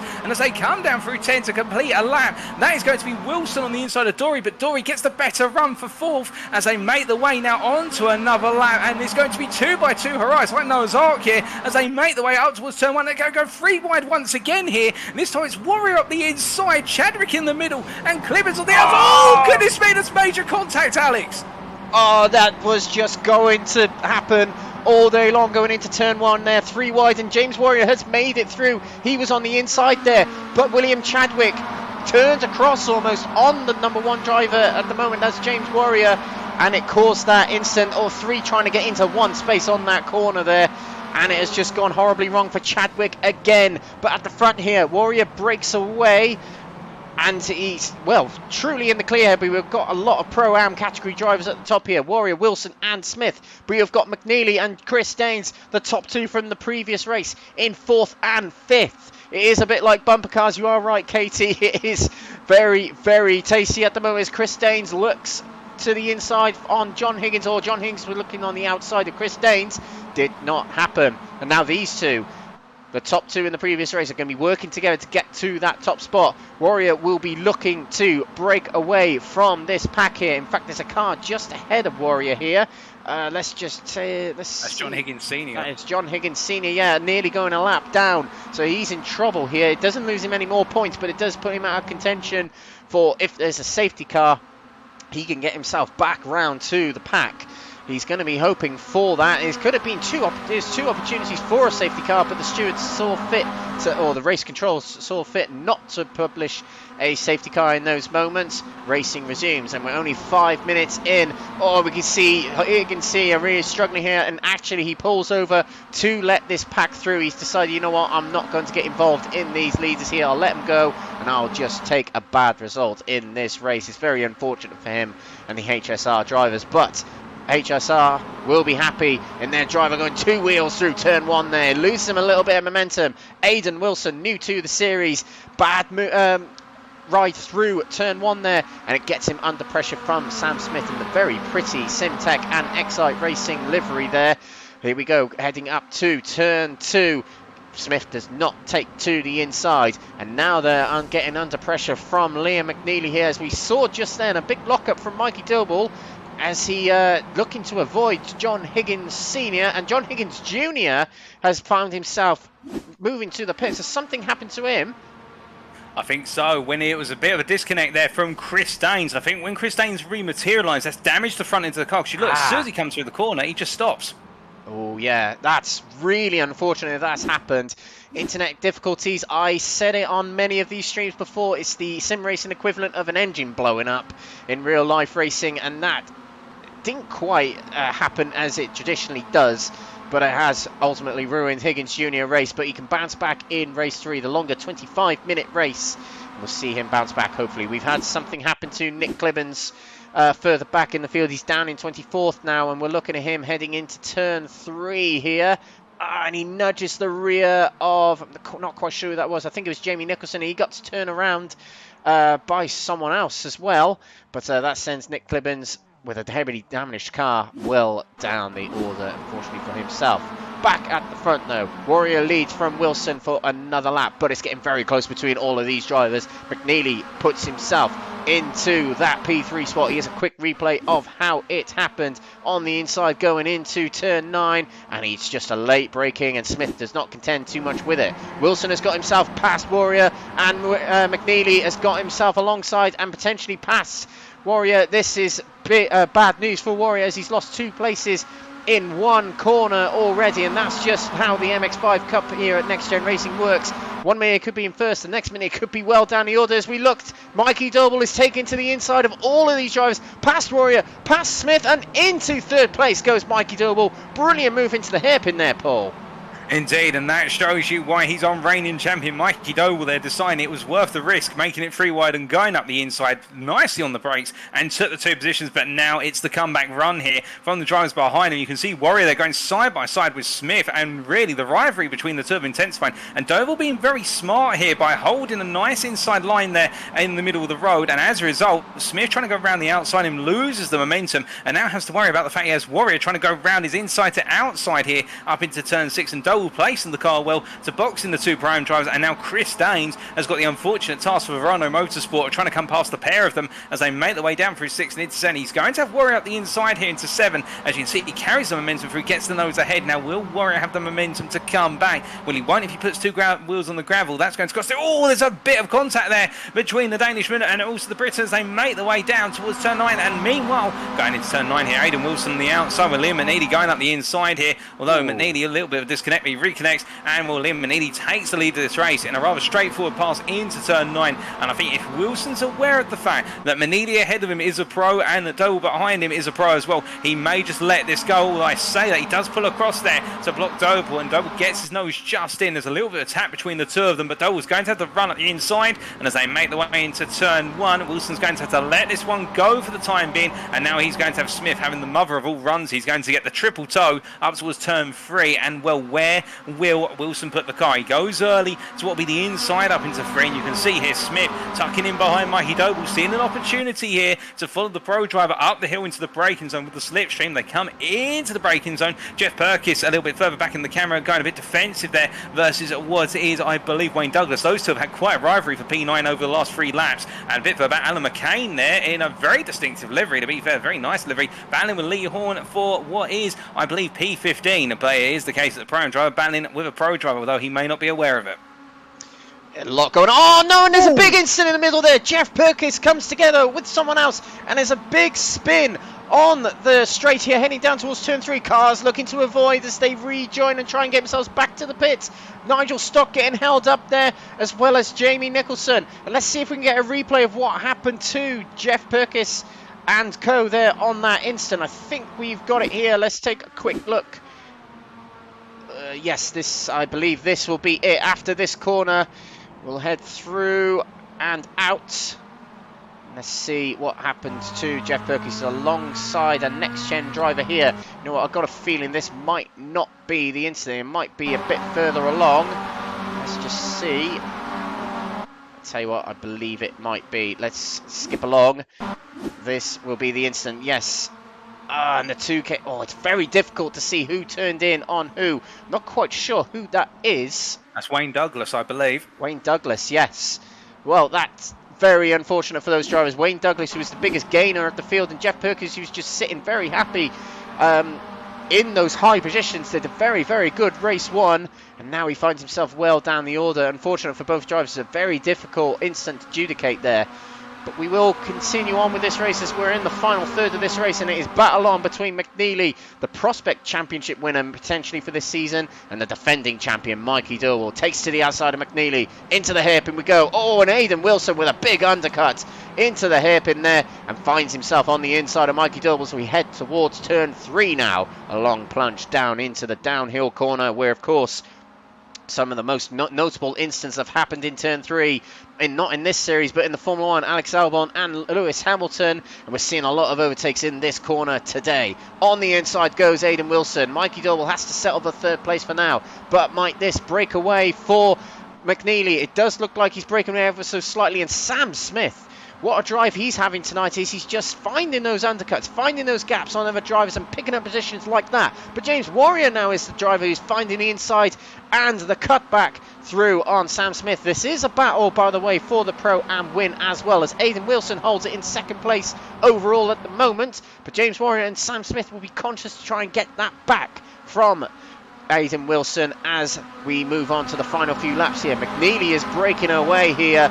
You know, once he's in the clear, he's able to break away, and this is where McNeely is at his most dominant. Mikey Doble is going to have to do something real sharpish here to try and get himself back up into 2nd place and catch up with McNeely. We can see Chris Daines here, who finished 2nd in the previous race, trying to weave his way through. He's got the Pro-Am drivers of Smith and Warrior ahead of him, battling going into turn 1. Smith has the inside of Warrior. Warrior had the inside on a few laps ago on a notable incident that happened, but he lets the position go and stays in 5th place as Chris Daines gets a good run out of turn 1 here as we head up the hill.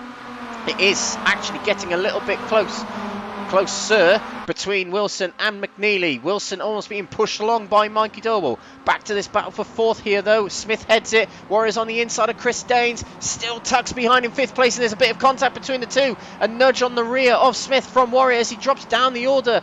The momentum slowed him down and he drops down. Now that puts race 1 winner in the Pro-Am category, Rob McGregor, into 3rd place in category. 7th overall here. Brilliant comeback for him. And look at this, Adam Delmont of NXTGEN Racing, his new team, 22 places gained, and he's up to 6th. Now he's up to 5th. 23 places gained as he makes his way past Smith, and he's going to set his sights on Chris Daines. What a drive here from Adam Delmont here, Paul.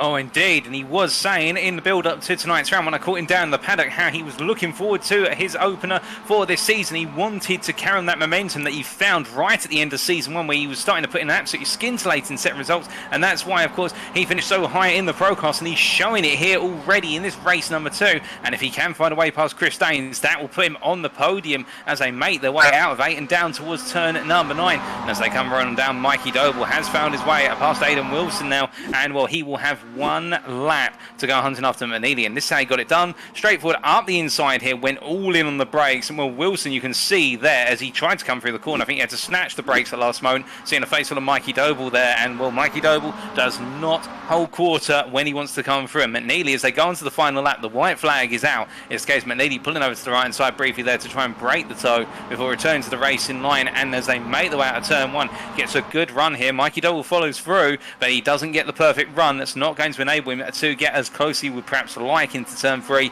And of course, you can lunge into turn 3, but there's a certain distance you do it from. 4 attempts is not the space. 3 attempts, well, you're going to be very daring, expecting some compliance. I think Doble's going to have to wait here for an opportunity. It's in the rear of the pitch there, all line astern as they make their way up into turn number 3, and everybody now waiting for that last possible overtake here. Nobody wants to blink first for the simple reason they could lose out, and Chadwick has moved back up into P8 in the rear of the picture as they come down towards turn number 4. But as they cluster on down here, we can see Dan Skinner battling with Chadwick a bit further back in that battle for P8 overall. That's effectively P5 in the class, and as they make their way down to the braking zone, you can see Warrior trying to get involved. Chadwick has to defend here. The iRacing driver, Dan Skinner, trying to go all the way around the outside. Will he be able to find the outside to inside line here? He's losing ground. A little bit of contact between the two of them there. Skinner's played out wide, but Skinner's going to come back here. He knows he's got the momentum to put the pressure on. He goes for it. I think Dan Skinner could have the doors shut, said and done here. He's going to give what is Chadwick the space, but I don't think Chadwick's going to have an answer. It doesn't look like it. But meanwhile, back at the front here with only 2 corners to go, it's Liam Manidi holding off Mikey Doble here. If Doble's going to go for it, he's got to go for it now. He's not got long left as they make their way into the penultimate corner here. Manidi holds on. Doble does not go for the move. Who's going to get the better run into turn 10? The final corner awaits him, and it's no move from Doble. I think Manidi, as long as he gets the traction on exit here, he's going to make it 2 out of 2 because they come to the checker flag. It's Liam Manidi who takes the win overall in the Pro Class by only 2 attempts ahead of Mikey Doble, and then Aidan Wilson comes home P3 overall, and that is the Pro-Am winner there. And would you believe it, Aidan Wilson with a phenomenal result for HSR. Behind them, Chris Daines completes the Pro podium P4 overall. Adam Delmont P5, not able to make up to the podium in the end, but a good job nonetheless. And then Sam Smith P6 ahead of Rob McGregor P7, and they round off your Pro-Am podium with Chadwick P8, Skinner P9, and then James Warrior P4 in the Pro-Am class, P10 overall. What an absolutely sensational race. And there, Ollie Peters limping on around after starting on pole for this one, but I believe if he does get the classification as finished, he'll be starting on pole for the purposes of race number 3. But fantastic result, fantastic race, when you say, Alex, through and through. Oh, yeah, absolutely brilliant. There's a couple of instances there which would have upset a few drivers in there, particularly the likes of Jeff Perkis, Wayne Douglas, of course, Ollie Peters with his spin there. Of course, we did see a spin from someone at the top of the field. I think it was Jamie Nicholson. I might be wrong about that. But, yeah, a lot of big moves through the field there, particularly Adam Delmont. 23 places gained is an insane amount to get up to 5th place from the back of the grid, by the way. That was back of the grid, 27th place up to 5th. Brilliant from Adam Delmont. Chris Daines, Mikey Doble and Liam McNeely also breaking through from what was, of course, 15th, 14th and 13th, and they break into 1st, 2nd and 4th, and P1, 2 and 3 in the Pro category. So it's certainly looking like those 3 are the big 3 in this series. Do not write off Adam Delmont, though. Expect a big move through the field from him in the next race. If he can gain 23 in this race, he'll gain 23 in the race that's going to last 25 minutes. He didn't quite have enough time to get himself into the battle for P1. But that battle for P1, Mikey Doble and Liam McNeely. Mikey Doble did incredibly well to close up the final few tenths on Liam McNeely throughout that final lap. And actually, Mikey Doble gave McNeely a slight nudge going through turn 9 on that final lap there.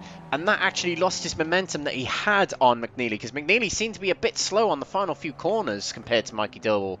And but the thing is, with turns 9 and 10, they're very difficult to line up overtakes on. So Mikey Doble might have probably settled for the second place in that race, but certainly look out for him in race 3.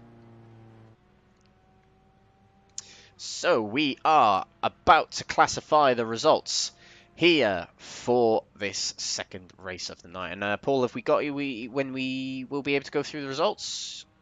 Yep, all right. I think we've got the results now. There we go. Let's go through the results of race 2, read to you by Paul Walsh. So, after our second race here at the Red Bull Ring, round number 1, it's Liam McNeely who makes it back-to-back wins overall, and in the Pro Class there, only 2 tenths ahead of Mikey Doble. Mikey Doble fighting through, but not quite able to take the win, and then Aidan Wilson completes our overall podium and will be presented with the Pro-Am win, P3 overall. A brilliant drive from the HSR driver, one to be very proud of. Chris Daines rounds off the Pro podium there in a P4 overall, ahead of Adam Delmont, our driver who we were just saying made it a gain of 23 places there. The NXTGEN Racing driver coming through the field very rapidly indeed, and he'll be one to watch out for in race number 3 with Sam Smith and Rob McGregor P6, P7. They complete our Pro-Am podium there, both of them putting in brilliant drives. William Chadwick P8, a great recovery drive from him. James Warrior P9, and that is of course P4 in the Pro-Am class. A difficult race after what was a great start and a great amount of battling from Warrior, and he's got great potential, there's no doubt about that. James Clark completes our top 10 overall. Then it is Giancarlo Schuler in P11, ahead of Jamie Dory, Alan McCain, and then Mikel Elise, and then followed by Nigel Stott completed our top 15. Paul Scott P16 ahead of Jamie Nicholson, Nick Clibbins, Matthew Addy and Jeff Perkins to make up our top 20. And then outside the top 20, but not to be forgotten about, Wayne Douglas ahead of Dan Skinner, then Lee Horne, Tom Delaney, Ollie Peters, and then classified as a lap down, I believe, is John Higgins Sr. And then retiring with less than 5 laps to go in the race was John Higgins Jr., unless I'm mistaken. So in the end, 25 drivers making it to the finish line, and I think a 26 driver finishing a lap down. But it is the case, we've still got one more race here today at the Red Bull Ring, and well, I will hand back to my colleague Alex. Yeah, what great racing we've already seen so far, and we've got an even longer race awaiting us next, ladies and gentlemen. We've got the 25-minute race with a full reverse grid coming up next for you here on Crest Autosport TV. That's on Twitch and YouTube, of course, and over on Facebook if you're watching on NXTGEN Racing TV. Don't go away, ladies and gentlemen. We'll be back with race 3 very shortly.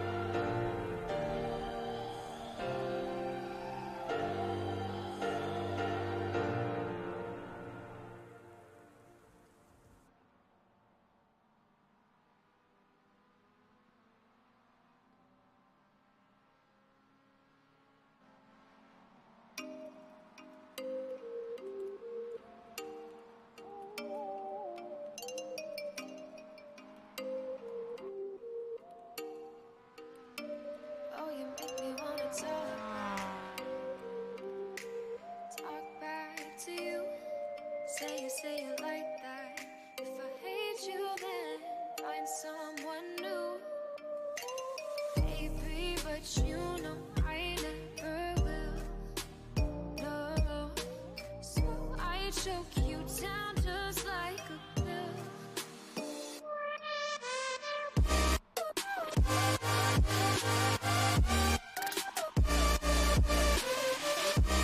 Oh yeah, take you like a pill.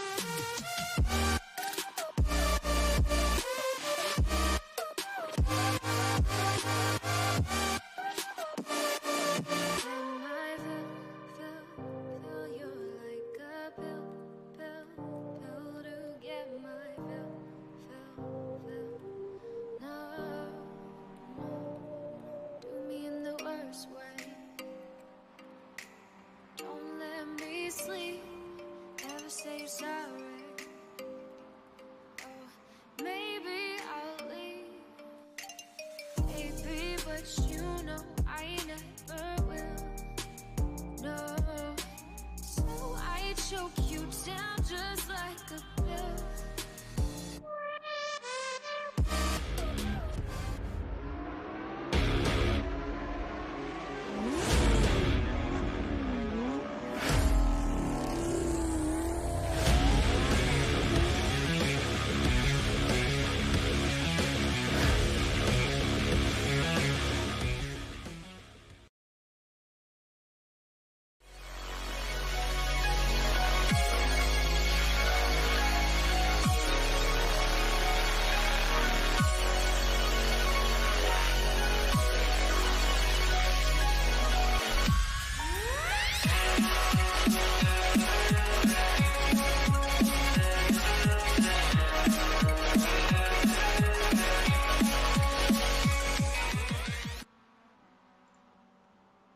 Welcome back, everyone, to Crest Autosport TV on YouTube and Twitch, or if you're watching on Facebook on NXTGEN Racing TV. We're back with the MX-5 Cup, round 1 of Season 2 here at the Red Bull Ring. What a debut to the championship it has been, to the season it has been, should I say, on this 10-corner track in the Styrian Mountains of East Austria. We've seen 2 great races so far, both won by Liam McNeely, taking a really early stance in this championship, trying to take it away quite early on here, as he would have liked to have done last season, but of course a late entry into the championship. But he is under some threat, isn't he, Paul? He has got Chris Daines and Mikey Doble and probably Adam Delmont, judging by that last race performance, to keep him company, to keep him honest, let's just say. Oh, indeed. Wherever McNeely goes, he'll have them following him very closely, if not side by side, through corners. And we have seen that over the opening 2 races. And now with that full reverse grid, plus the extra 10 minutes, this race is going to take a different dimension, because it's about going through the order, but also preserving the car. We saw time and time again in Season 1 that after the 15-minute mark, it is the case that the tyres start to hurt quite a bit. You haven't quite got the grip you'd like to have. And also the brakes. You'll see, particularly on a number of cars, the rear brake discs and the front brake discs will be lighted up depending on what brake bias our drivers are running, and that can become a huge factor in those final 5 minutes. Is the car in the trim to give you the maximum possible performance when you need it most? And McNeely will have all that going through his head, and he's going to have to balance it all out. Indeed, all of our drivers are, but he's the favourite here, of course, after 2 wins back to back. Can he make it a trio? You talked about tyre degradation and temperatures and all that just then, and I've just noticed the time of day we're racing at. Sunset here at Red Bull Ring. Sun is setting, which means the track is going to get cooler, and we might even see a little bit of darkness toward the end of this race, because the race end will be in about 25 minutes from now, and we might see nighttime racing. We might see a lot of drivers getting a little bit tail happy out there with the cooler temperatures, but we'll find all of that out over the next 25 to 30 minutes or so. We have a full reverse grid from the results of race 2, and of course we'll go through the grid very shortly once we're presented with it. And it's going to be very interesting seeing the big names such as McNeely, Doble, Delmont, Daines and Chadwick coming through from far back on the grid. Who will be our winner tonight? Can McNeely make it a three-peat of wins? We saw him do it a few times last season, in fact. We'll find out in the next 25 minutes or so. We're about to head into the race session here. It is the final race of the night, and don't forget you can join us every Monday here on Crest Autosport TV and Next Gen Racing TV for these MX-5 races. Here is the grid for race number 3. Ollie Peters didn't want to be on pole for race 2, but he's on pole again for race 3. Let's see if his luck changes in this race. Tom Delaney in second with Wayne Douglas, who was caught up in an instant in race 2 with Jeff Purkis, and they're both alongside each other on the grid for this race. Matthew Addy in 5th position, followed by Nick Clibbens in 6th position. Jamie Nicholson in 7th with Paul Scott in 8th. Nigel Stock takes up 9th position with Michael Leese in 10th. Alan McCain in 11th with Dan Skinner alongside in 12th. Jamie Dory, our league host, number 13, is on number 13 spot on the grid.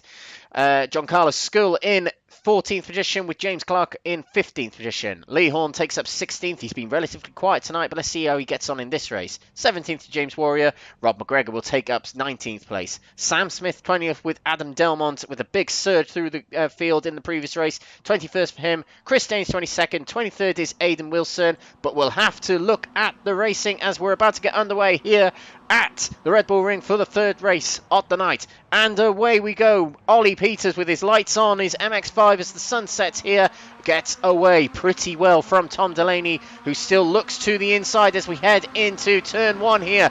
Through we go, and Ollie Peters swipes across to the apex of the corner, running wide as we run through here. But a lot of drivers running wide there and getting very squirrely as we come out of the corner, as the tyres are very cold on this cold track here.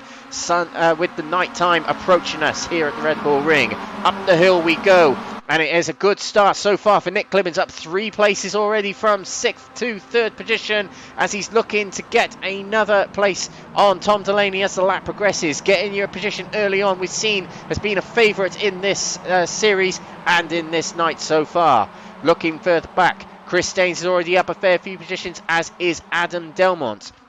We'll check up on them guys a little bit later on. Ollie Peters breaks away from the pack here. He'll be utterly focused on not making the same mistake as he did in race 1. Wayne Douglas to the inside and Nick Clibbens there to knock him back down a position from the ones he gained on the first 3 corners there as we head through turns 5 and now turn 6. Ollie Peters, this is the corner where he lost it previously, takes it a lot more cautiously, but still runs wide, and he's run off into the gravel, and there's a lot of drivers off running wide, and Jeff Purkis right in the middle of the field there. He takes out Sam Smith and a HSR driver. He spun in the middle, he kept on his brakes, but he could not avoid anyone, and they couldn't avoid him. Purkis is out of this race already. Oh, and there's a spin in the mid-pack there. That's Matthew Addy, and in the middle of the track, there's another next-gen driver. It's Jamie Dory, I think, in the middle of the road there, and another next-gen driver. That's Paul Scott. It's bad news for next-gen in this early part of this race here, Paul. Oh, goodness me, it's the case. It was looking all so good for all of our drivers through the opening half of the lap. And then after they passed into turn 6, that's where it all unfolded. And so much understeer from everybody into turn 6. These cold track temperatures and the tyres just so cold. And now our drivers, of course, as the tyre temperature starts to come up, they'll be able to push a little bit harder there. But Next Gen Racing feeling the brunt of the pain with those incidents as they go on to lap number 2 now. And we can see Michael at least there just making his way in P15 with Chris Daines into the pits as well. We've got Rob McGregor in. We've got Wayne Douglas, Clark, Addy. There's so many drivers in with damage to the car, and I do think it has been a disastrous start for so many drivers in this race, and this is going to open things up, of course, an opportunity for some fast favourites such as Mikey Doble to continue to charge. Oh, we've got I think we've got a safety car out. Yeah, we have. Yeah, we don't really get notifications about safety car, but we have it. Driven by Gaz Williams, one of the star players in the Wednesday night Proto GT3 league, driving our Porsche GT4 car. The Porsche Cayman around this track to lead the drivers round for the safety car period. Now, the beauty is of a custom safety car here, which we've got, means that we can get the racing underway quicker than what we do with the actual iRacing safety car, the nondescript safety car, as Jake Sperry refers to it on other races that we host. But it means we can get the racing underway quicker.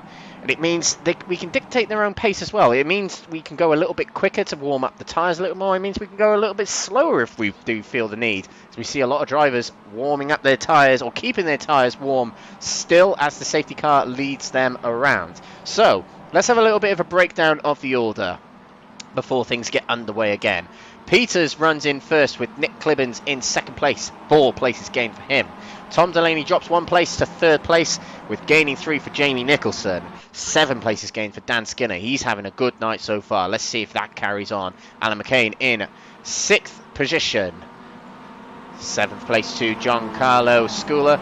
And James Warrior in 8th position, 9 places gained for him. Biggest gainer of the field is John Higgins Sr. in 11th place with 16 places gained. And we will be having another lap behind the safety car. So let's carry on with our order. In 9th position is Lee Horne. And I can see Mikey Doble heading into the pits here to disturb myself there.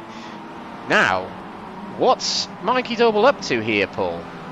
Well, he's either got a little bit of damage on the car that we don't know about. Alternatively, is he deciding to swap the tyres out? Because this race has already passed, well, 4.5 minute mark. By the time we get rating, well, it's a quick stop. Yeah, it must be damage. Yeah, it must have been damage. He must have picked up a fast repair to repair the car, get it back on track. And he does have a lot of time to get back through the field. And we know Mikey Doble can do it. That, you know, it's not a tactical thing he's had to do there. It's you know, perfectly reasonable what he's had to do there. Does drop him off the order, but he does have a lot of time to get it back through. So let's see how Mikey Doble gets on. We'll carry on with the order as I'm trying to get through it. Lee Horne in 9th position. Liam McNeely, 15 places gained to 10th at the moment. He's won both races so far tonight. Can he get 3 from 3? John Higgins Jr. in 11th place, 16 places gained. Aidan Wilson in 12th. John Higgins Sr. in 13th place. He's had a bit of a tricky night, has one of the 2 Higgins drivers.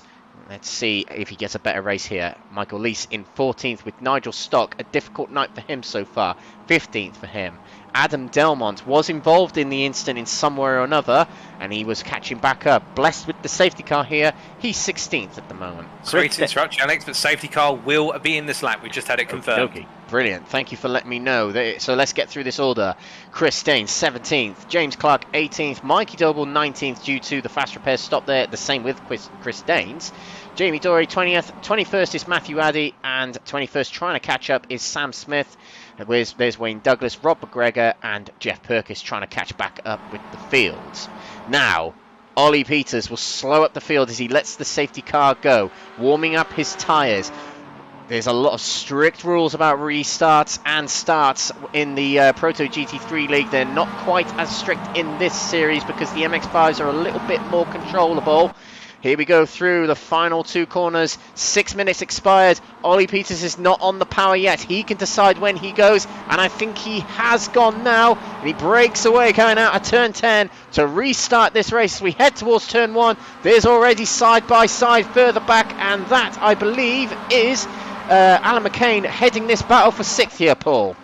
Indeed, and James Warrior getting a really good start. He bunched up behind both Ashula and also McCain. He's looking up the inside, but he's lost a lot of momentum into turn 1. And as they roll them through, it's going to be the opportunity immediately for McNeely to go on the offensive. Now, Warrior had his intentions clear, but he didn't quite execute it the way he wanted to. And McNeely gains another place. And now he's going after Giancarlo Ashula and also Alan McCain as they make their way up towards turn number 3. But you can see there, Warrior having to go 3 wide, defending versus Higgins and Lee Horne. Horne's on the outside, Higgins on the inside. Oh, goodness me, there's contact between them. Higgins is put up, Horne's put up onto 2 wheels briefly. How he survived that without the suspension coming down, I won't know, but he carries on here, and Lee Horne has been in the wars in all the racing so far, and we'll have to wait and see whether he can make it to the end of this one unscathed in terms of damage, as meanwhile, we see Nick Clibbins here make his way round the outside on the braking versus Ollie Peters, and as they come down into turn number 4 here, it does look as though Ollie Peters having a bit of connectivity issues as he rolls them through 5 and up to 6, and now the cascade occurs because he was out of sorts into turn 4, and now he's got Tom Delaney daring to go around the outside of into turn 6, and Delaney can't quite make it count, but I wonder what's going to happen here as they roll down into 7. Well, I can see Dan Skinner there looking quite frivolous on the rear of Delaney. He's thinking about it as they make their way through 7 and up into 8, but Tom Delaney from SVP Motorsport, he's seizing the opportunity here and he's trying to come through for P2.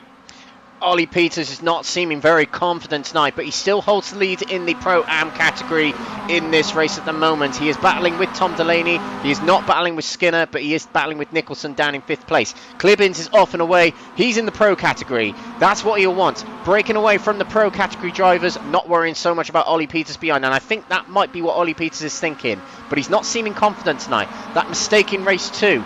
and it seemed a little bit squirrely on the opening lap here, but let's see how he gets on for the remainder of the race. Liam McNeely up 19 places already, 6th place for him. And it's not going to take him long to catch up with his front pack here. And it might not take him long to get through this front pack here. Let's see how he gets on. Other drivers in the field. Mikey Doble is up 9 places. He's up to 15th already after that unscheduled pit stop earlier to take on a fast repair. And the blinking in and out. Connection difficulties there for Higgins Senior, and this might be really distracting for the other drivers around. There's been a few drivers tonight with the connectivity issues, Paul. And being a driver around someone who's having those issues, you do get nervous, don't you? You do, because the problem is that to put you in perspective, ladies and gentlemen, the drivers, you see them on our screen, when that driver phases in and out of existence on the circuit, that's exactly what you as a fellow driver sees, and that really knocks your confidence. We'll come back to that in a second, because Dan Skinner going up the inside there of Tom Delaney to move up to P3 overall, and in the rear of the picture that was McNeely making his way past Jamie Nicholson up into P5, as we see Giancarlo Schuler there off the Atlantic team, and well, what has happened there to Schuler as he made his way into the corner? Oh goodness me, HSR car having contact with him, and Schuler has not had luck tonight, has the American Alex? No, he hasn't. He's had the pace. He really has had the pace, and if I was speaking to Giancarlo right now, I'd say keep at it. And he's got Higgins Senior right in front of him, blinking in and out, and he's actually inside his car now. That's just what happens in sim racing sometimes, ladies and gentlemen. This is a real difficult moment for Giancarlo, but yeah, he's got the pace. He's had a very difficult night, and that was the other Higgins driver, Higgins Jr., that was involved in the contact with him. As they're heading through turns 9 and 10, Schuler will want him gone and out of the way. Very sharpish as that he gets it done. Heading into turn 10 there, he's got to try and catch back up. A safety car might help him, and we have seen tonight safety cars can happen at any point in the race, as we see a move there from Dan Skinner on the inside of Ollie Peters. A very traditional move to the inside on turn 1 there, but we're seeing Ollie Peters dropping positions here, but he's still first overall in his category. That's all he'll care about at this point. That's all he'll want. But he does have Tom Delaney hounding him to his left, but to his right and his left he has got Dan Skinner and Liam McNeely. McNeely makes the move for second place, and there's contact between Skinner and Peters. They get away, and they might have a little bit of suspension damage. I think Ollie Peters was just checking, but that allows Tom Delaney, who kept it back and got the undercut to stay out of trouble and put it up into first place in the category here. Liam McNeely is under pressure here from Tom Delaney, who's on his inside in the 555 machine. Through the corner we go, and McNeely is able to just power it around the outside and keep it in second place. Now McNeely is up 23 places. He matches what Adam Delmont did in the first race, and he's going to work on catching up with the pro category leader right now, Nick Clibbins, to try to make it 3 from 3 for Liam McNeely, one of the star players last season. And look at him just rack that MX-5 as far out off the track as he can go. That's legal on iRacing to use all the track through the corners here. It's just brilliant to watch how smooth and fast he is through these corners. That's for certain. He's already breaking away from this pack here, headed by Dan Skinner, and he's working on catching up with Clibbins. What else is going on in the field? We have Chris Staines up to 10th place, up 12 places, and he's trying to get back up towards Liam McNeely. Oh, it's back on the track there. I think that was Jamie Nicholson there, rejoining the track. He might have a slowdown penalty. He does have a slowdown penalty from running too wide at turn 10 there. That breaks him off from this pack here. But so far in this race, as we're approaching the halfway point in the race, Clibbins leads in the pro category, and it's Tom Delaney leading in the pro-am category, Paul. Indeed, and well, the first half of this race, it's had a safety car, it's had a number of notable incidents. We have also had a retirement in the form of, I believe, Giancarlo Schuler as well. And William Chadwick, interestingly, did not make it to the grid. So we are missing a couple of drivers as a result here, as we still have 25 drivers participating in this race. Although I do wonder if Paul Scott is in the garage but then get the car back out. So we might be down a little bit further. In fact, I think Paul Scott is running, albeit he's quite a way down off the field. Yep, there he is. We can see him in P25. He's the last of our runners right now. But now we're settling into that point in the race here whereby things start to open up. As you see in the rear of the picture, that is Higgins versus what is there, unless I'm mistaken, that's Ollie Peters. And Ollie Peters continues to lose a little bit of ground, be fair, versus pro drivers. And he was our driver who started on pole, and he'll want to get back up towards Aidan Wilson and Tom Delaney as they roll on through the corners here. But now, as they continue on, the one thing we have to keep in mind, we talked a little bit about tyre degradation earlier in the race. That degradation will be a bit less of a factor because of those lower temperatures, and also we've had less racing time. We've actually removed about 4.5 minutes from this race through the safety car, and that may just enable our drivers to push a little bit more. And speaking of somebody pushing right now, Liam McNeely, well, he's already closed that gap to Clibbins over the course of a lap. It was 1.7 seconds this time. Last time they came around through the corner, and well, now it's down to less than 2 attempts. Liam McNeely is absolutely flying, and I do have to wonder, Alex, whether Clibbins will be ready for him, as we see McNeely here getting the mother of all runs out of turn 10 and going up the inside. It's happening already. Liam McNeely is not wasting any time. A good run through 9 and a good run out of 10. He's in the lead before the corner even. That's how good McNeely is. He takes the lead in this race. And no offence to Skinner and Clibbins here, McNeely might just drive away here. He's just that good right now. He's just hooked up with this MX-5 car right now. Clibbins has to fight back somehow. He's going to be battling with Skinner now. He's had a few laps on his own, and now he's got to get his elbows out. He's got to get himself into race mode. Bit further back, Aidan Wilson leads the Pro-Am category, moving up 19 places to 4th place at the moment. Brilliant racing from him. On the inside of John Higgins Jr. there was Tom Delaney trying to move on Higgins Jr., but he compromised his exit. Chris Daines is now up into 6th place. 16 places gained for the Danish driver with a British flag alongside his name for some reason. But moving down towards turn 4 this is. And someone's gone very wide there. That's Lee Horne running very, very wide off the track there. Let's see if we can get a little bit of replay, see what happened there. And that's Mikey Doble. We'll look at Lee Horne here. He just outbroke himself and avoided the car ahead of him. Very good going from Lee Horne to avoid hitting someone and ruining their race there. But it does put him down to 15th place. It's been a very difficult night for Lee Horne, hasn't it, Paul? It has indeed, and that corner, turn 4, seems to be the corner that just eludes him. In race number 1, came in too hot, clipped the inside of a driver. In race number 2, he had an off there, which spoiled his race. And now in race number 3, he's had another moment where he just missed his braking point and gone off the circuit. But just before we did cut to Lee Horne, I was going to say he was in a brilliant three-way battle between himself, Delmont and Doble for P10 overall. And well, Delmont has just found his way past Doble in the run-up towards what was turn number 3 on this lap they've just concluded. And I really do wonder with Delmont and Doble, because they've been battling with one another so much, they made their way through the order gradually, but I think they've actually held one another back in terms of progress. Now, we still do have 9 minutes to go, but look at the pack of primes they've got to find their way past next. It's Warrior, Peters and Delaney, and well, James Warrior, I have to say this, has been showing so much tenacity over the course of races 2 and so far race 3. I don't think the Hills Motorsport driver is just going to let them through. I think he's going to dig in here because he'll want to have Delmont and Doble between himself and Nicholson if he can't find a way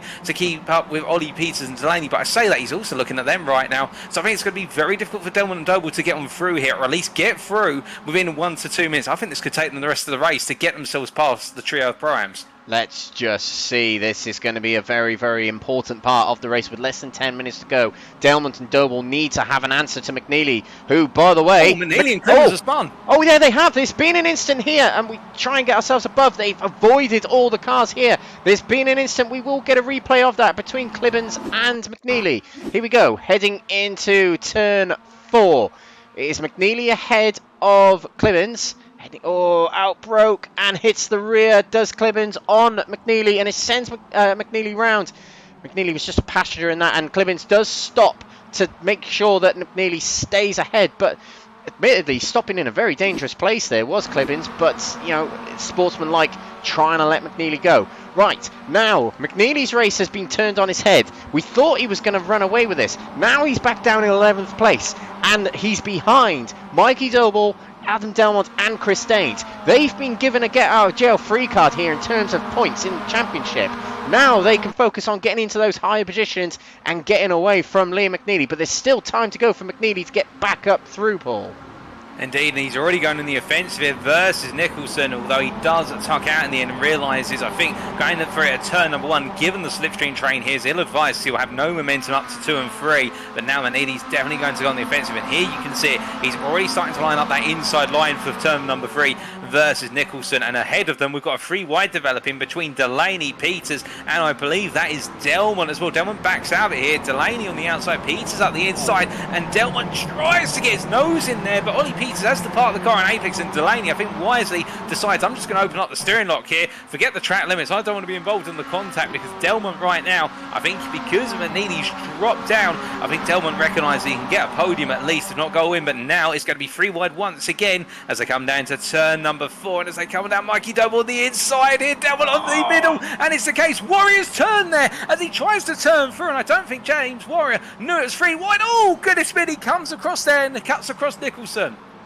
Nicholson and Delmont have lost out due to that incident there. Warrior loses out the most there. It was a 3 wide where nobody wanted to concede, and it turned into an incident like that, and Adam Delmont, his luck continues. He's off the pack here. He's going to lose more and more points. He's still going to get a good position in this race, but it's just a night that's just been tipped off by that incident there for himself. It's one for the stewards to look at later. It's a bit dark for us to tell who was doing what there. But yeah, very, very interesting indeed. Dan Skinner here, I've wanted to say for the last couple of minutes or so, but Dan Skinner's off in the clear here. Just over 5 minutes ago, he's 2 seconds clear of Aiden Wilson there. Now, if Aiden Wilson did win in race 1 in the Pro-Am category, if he can close down Dan Skinner here, that is some going in his category here. But he is going to have Ollie Peters trying to break away here with his tyres warmed up. You'll like me for saying that. Trying to catch up with these drivers up the front here. Oh, there's a big, big moment there for these drivers back here. Is Tom Delaney in amongst them. There's James Clark as well. One of them went very wide coming out of turn 1. But there's a lot of battles here. A lot of battles to focus on. Liam McNeely is back into 6th. He's ahead of Mikey Doble. That's something to bear in mind. We are going to think about the championship already at this point, as we know it's going to be very close between these 2 drivers throughout. But Liam McNeely is already back ahead of Mikey Doble, and he's going to set his sights on Ollie Peters here to get himself into 5th place. But he's running out of time to get himself back into that top spot. Can he do it, Paul? Well, I'd say with 5 minutes to go, I mean, he's going to try and go up the inside of Ollie Peters, and Doble's going to try and come through with him. Now, Mikey Doble here being very smart, and he's just expecting that Ollie Peters, who tries to turn in, he finds that there's 2 MX-5s, not 1. Now, will Ollie Peters try and come back at him into turn 6? No, I think Ollie Peters recognises he's not really battling with these guys. He may have to settle for 2nd for the time being, even though the inner racer within him will say that he wants to go after Wilson, but Wilson's quite a way up the road now, to be fair. But now McNeely's got to close down a 2.2 second gap to Higgins and Daines has recently passed Higgins. I think if it's going to be the case, McNeely's going to close up. He's not got long. He's going to have to really put in some absolutely phenomenal laps from this point onwards. He's running out of time. I think it's very unlikely now he'll catch Skinner. Yeah, it's 4 minutes to go. Let's just see. Mikey Doble here, real life BMW Championship driver. I can't quite remember the name of the series, but he also takes part in the Ginetta Championship in the TOCA package. Very, very notable name on our screens every time there's BTCC on ITV. So do tune into the Ginetta Championship to watch Mikey Doble if you do love the Ginettas, of course. We love Mikey Doble and we do watch him every time he takes part. Now he's alongside Liam McNeely here, and he might be making his way past. A little bit of a mistake there for McNeely on that previous lap, and Ollie Peters trying to find his way around. Look into the inside going into turn 3, but the door was shut by Mikey Doble. Heading into turn 3 now, Ollie Peters brakes very early, and that allows Jamie Dory round his outside and through. Good move from Jamie Dory there, and Nick Clibbins with the undercut here. What a disastrous few corners there for Ollie Peters. Unfortunately, he went for the move to get by Doble and McNeely, and it didn't quite happen. That's just what happens in the MX-5s. You lose out in one corner, you lose a lot of positions. It's incredible what can happen in this series. Now, Mikey Doble ahead of Liam McNeely here. Let's take a look towards the front, because Chris Daines is rapidly catching Aiden Wilson, and they are catching Dan Skinner, as a matter of fact. Now, it is only down to 1.4, but the closer you get, the more effective the draft gets, and that means you'll be able to close in, and these cars are very, very effective in the draft. basically because they punch a very big hole in the air, and it means less air resistance against the car. It means they gain more speed. So, Hayden Wilson, he's comfortably leading the Pro-Am class in this race. Does he need to go for the win here, Paul, in the overall? And we say it all the time, racers be racers, and they just want to win outright.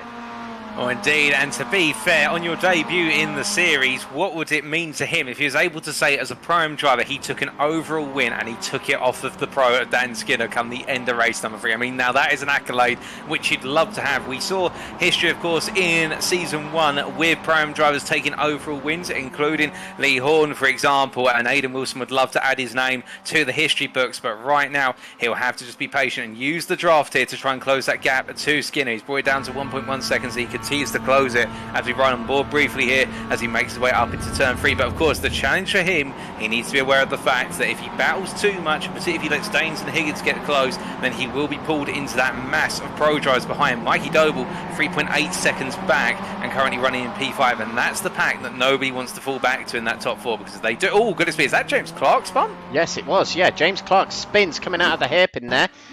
Let's take a quick replay of that. We're looking at James Clark in the Swift Cooper car. There we go. It just spins around. Too much curb on the outside there, and it just spins him round. What was looking like a very good race for James Clark, but still remains in 12th position. Still quite a good position. Now, I think we're going to get an extra lap, because I think the drivers have got enough time to cross the line before the clock expires. Dan Skinner leads the race here, just over a second ahead of Hayden Wilson, and Chris Danes keeping them company as well. But very quickly, Paul, who is your driver of the day for tonight? Well, that's a very good question. In fact, well, we were just talking about him a brief moment ago. I'm going to go with Mr. P2 right now. That's Hayden Wilson. The fact that on his debut here for HSR, it's not been a perfect evening, but he's shown a huge amount of pace. He's my driver of the day nomination for the simple reason, I think here as the white flag is out, they're going to one final tour of the Red Bull Ring circuit. He is looking to be a major contender in the Pro-Am class. Absolutely. Congratulations, Hayden Wilson. You don't win anything, but you've got our driver of the day award. Now, let's focus on this. Final battle, final lap. Hayden Wilson is not quite gaining enough. It's not as much as he'd like to. But HSR doing very well in this race. Higgins Jr. in 4th. Wilson in 2nd. Can they get any more positions out of this race? Wilson is holding the lead in the Pro-Am class at the moment. Oh, is running very wide there. Was Dan Skinner in the McLaren inspired livery. Mikey Doble's something's happened to Mikey Doble just then. Gonna get a quick replay of that before we resume here. Mikey Doble is in the front of this pack here. Is it a nudge from the rear? Oh, to the inside goes Liam McNeely, and there is contact between the two of them. The 1-2 in the championship coming out of tonight have come together, and already it comes to blows between the two of them, and Mikey Doble drops to 10th place. But let's resume with the front here. Skinner is losing, not losing time, in fact. There is a car in between them in the form of a back marker, and I think that is, I think that might be John Carlos. That's McCain. That's McCain. Thank you, Paul. He lets him go. Chris Danes is through into 2nd place. We'll get a replay of that after the race. He's taken 2nd place, but it doesn't affect Hayden Wilson in winning the Pro-Am category. But Dan Skinner, he's led so much of this race. He's done very well at the front. He broke away with Liam McNeely crashing a few laps ago. He just kept himself cool at the front here, and he's going to come through to take a win here to deny the streak of Liam McNeely, to break the 3-peat potential. He takes it, and actually there's a few drivers gone into the pits here as well. Oh, this is very interesting. This could be a very, very different standing to what we're going to see once they're classified at the end of this race here, Paul. I saw Hayden Wilson head into the pits then, as well as Alan McCain. Indeed, also Higgins. John Higgins has gone into the pits. I wonder what has actually happened there, whether it's, say, penalties or whatnot. But if it is the case, well, Wilson currently listed as our P3 finisher overall, and that would be, excuse me, there's the Hayden Wilson there. Oh, there's a tap on the rear right at the end, and that actually knocked him into the pit lane. Let's get another onboard of that. So this is the onboard from John Higgins Jr. Oh, and look at that stamping on the brakes there. For some reason was Aidan Wilson, and that completely ruins the engine, I think, of... No, he's able to get it away. That's very strange. Let's see if we can get a decent view from...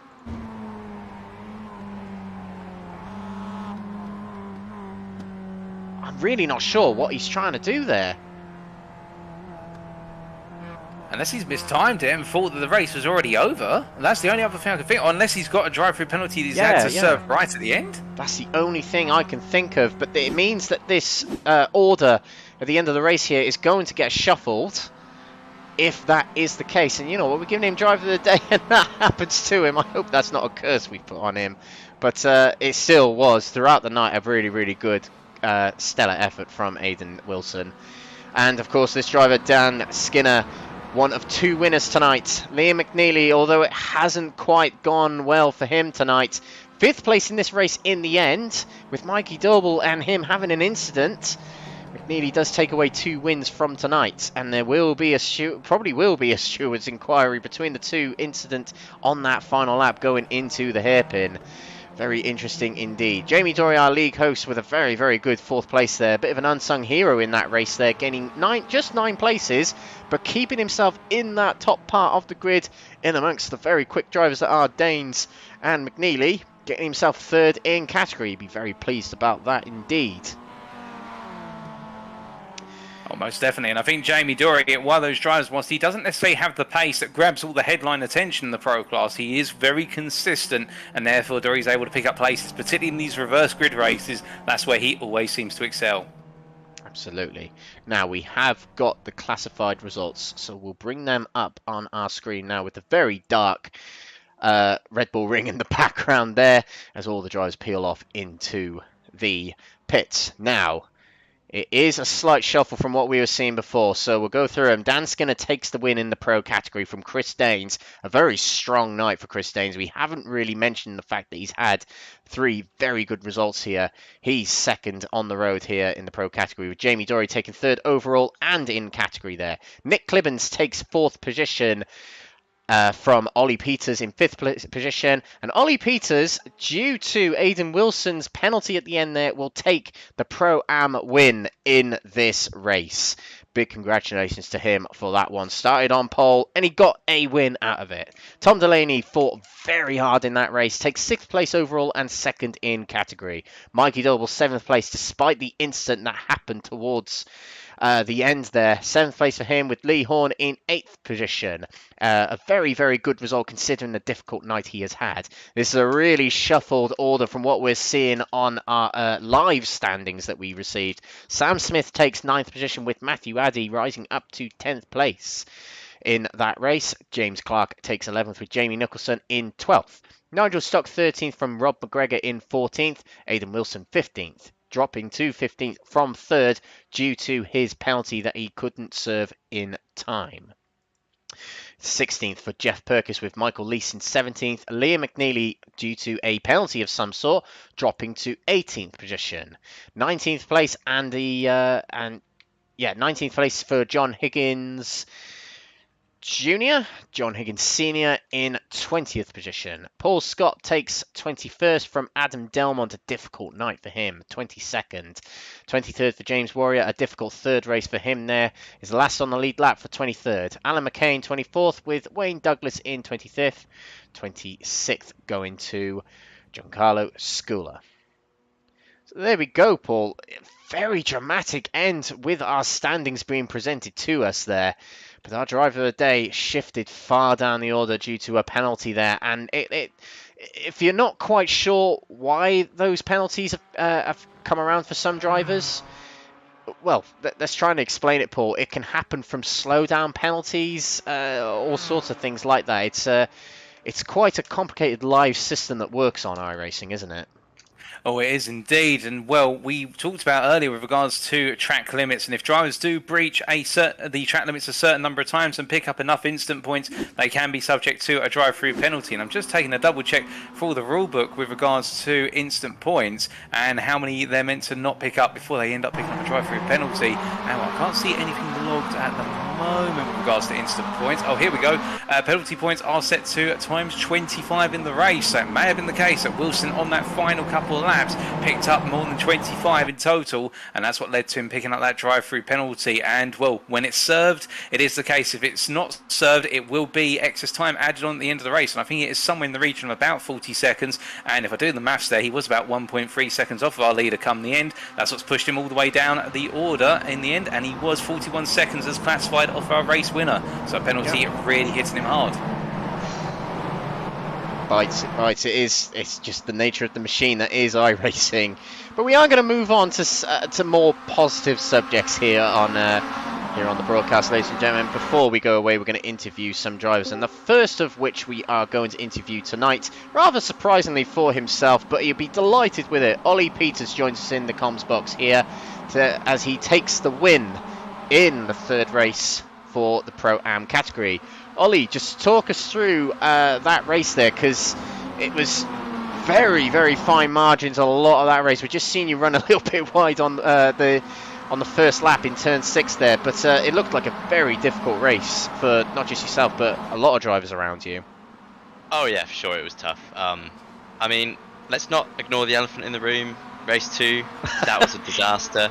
I've had to dig deep in my book of excuses for that one, but yeah, lap 1 was tough. It's cold tyres. Yeah, no, it was good. I mean, I'm down in the Pro-Am class for this season now, so I knew that there's no point fighting too hard with the pros at this stage, because at the end of the day I'm not really racing them. So I didn't give them an easy time to pass me, but I didn't necessarily defend like I would if I was racing them like for position. But no, really happy to come away with a win in that last race after race 2.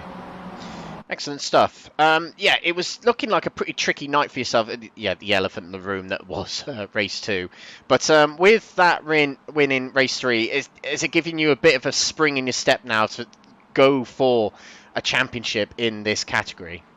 Yes, 100%. Like, I think I don't know exactly where I'll be in the overall standings for the night, but I mean, to come away with at least one win, that's putting me on a pretty good set to begin a championship charge, and I will definitely be aiming for the championship. That is 100% my goal.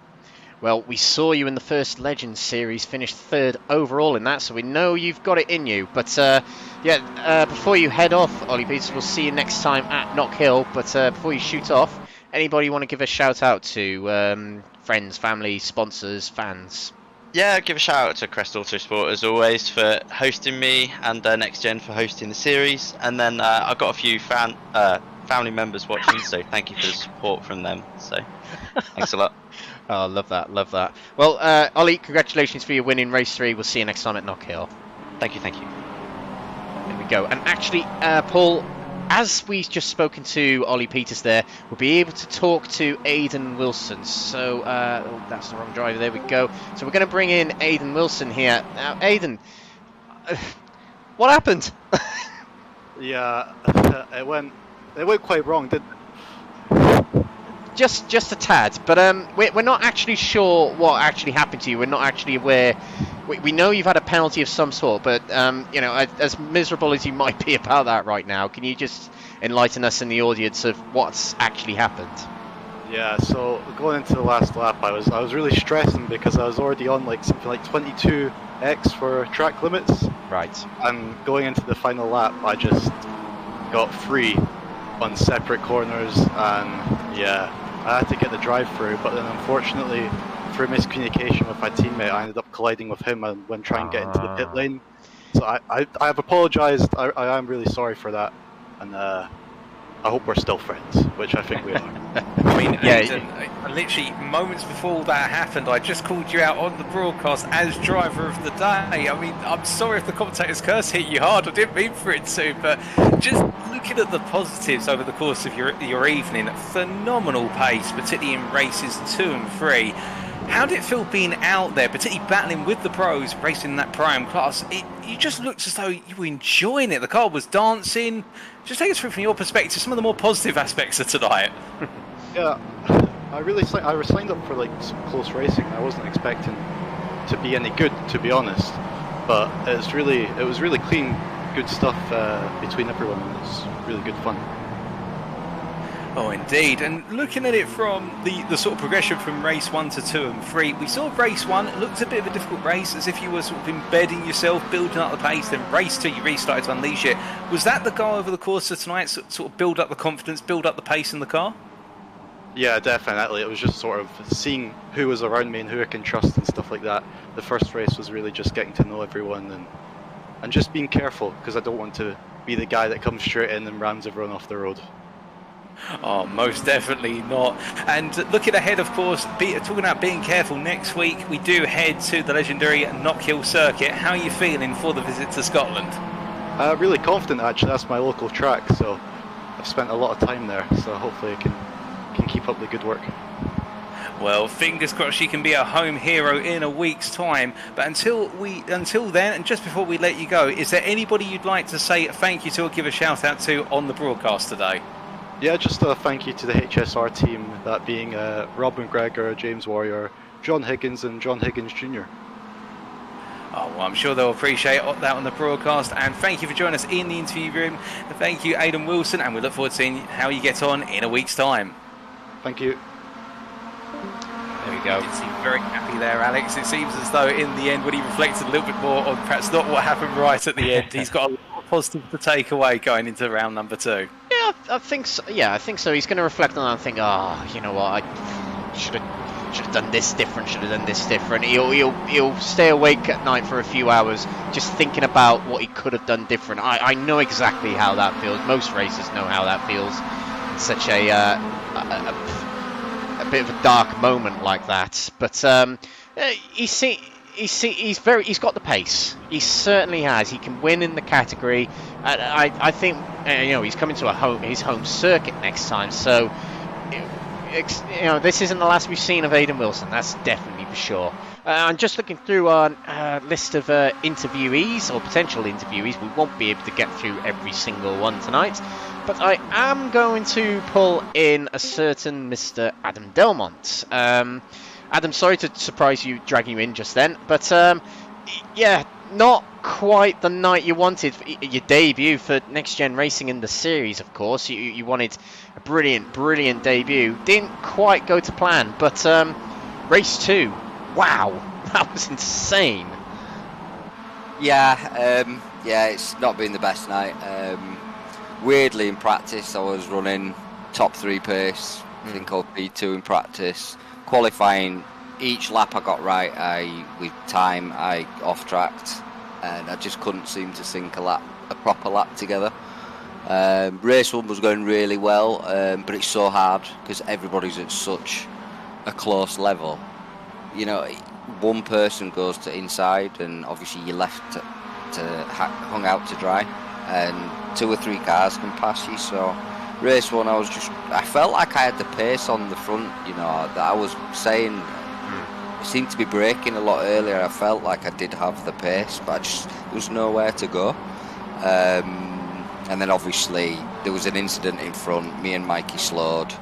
I don't know who it was, but I think they tried to go for a bit of a cheeky 2-car pass with an incident, and obviously it collected me at the right-hander. Race 2 was mega. 27th to 5th. I enjoyed that one. Race 3 just unlucky. Yeah, of course, yeah. Well, race 2 is. I think Adam Delmont. You think race 2 tonight? That's certainly something we're going to take away from tonight. But you know what? Not the end of the world, Adam. How about Knockhill next week? I seem to remember you did very well there last season. So how are you going to shape things now heading into that race, knowing that your championship hasn't got to the best start, but you can recover it for a lot of the remaining rounds now? Yeah, definitely, Alex. I mean, I don't. You probably remember I love Knockhill. Without sounding like I'm, I consider myself fast around Knockhill. I'm confident and I'm fast. So obviously races can go either way. But going into it, I'm feeling confident that I'll be pushing towards the front. I've just got to hope for a cleaner night. Obviously there is drop rounds, so I'm not potentially too bothered for tonight. Race 2 made up for the other 2, to be honest. But yeah, moving forward, Knockhill, I'm pumped for that. Yeah, I'll be there on full send. That's good to know. We're looking forward to it indeed.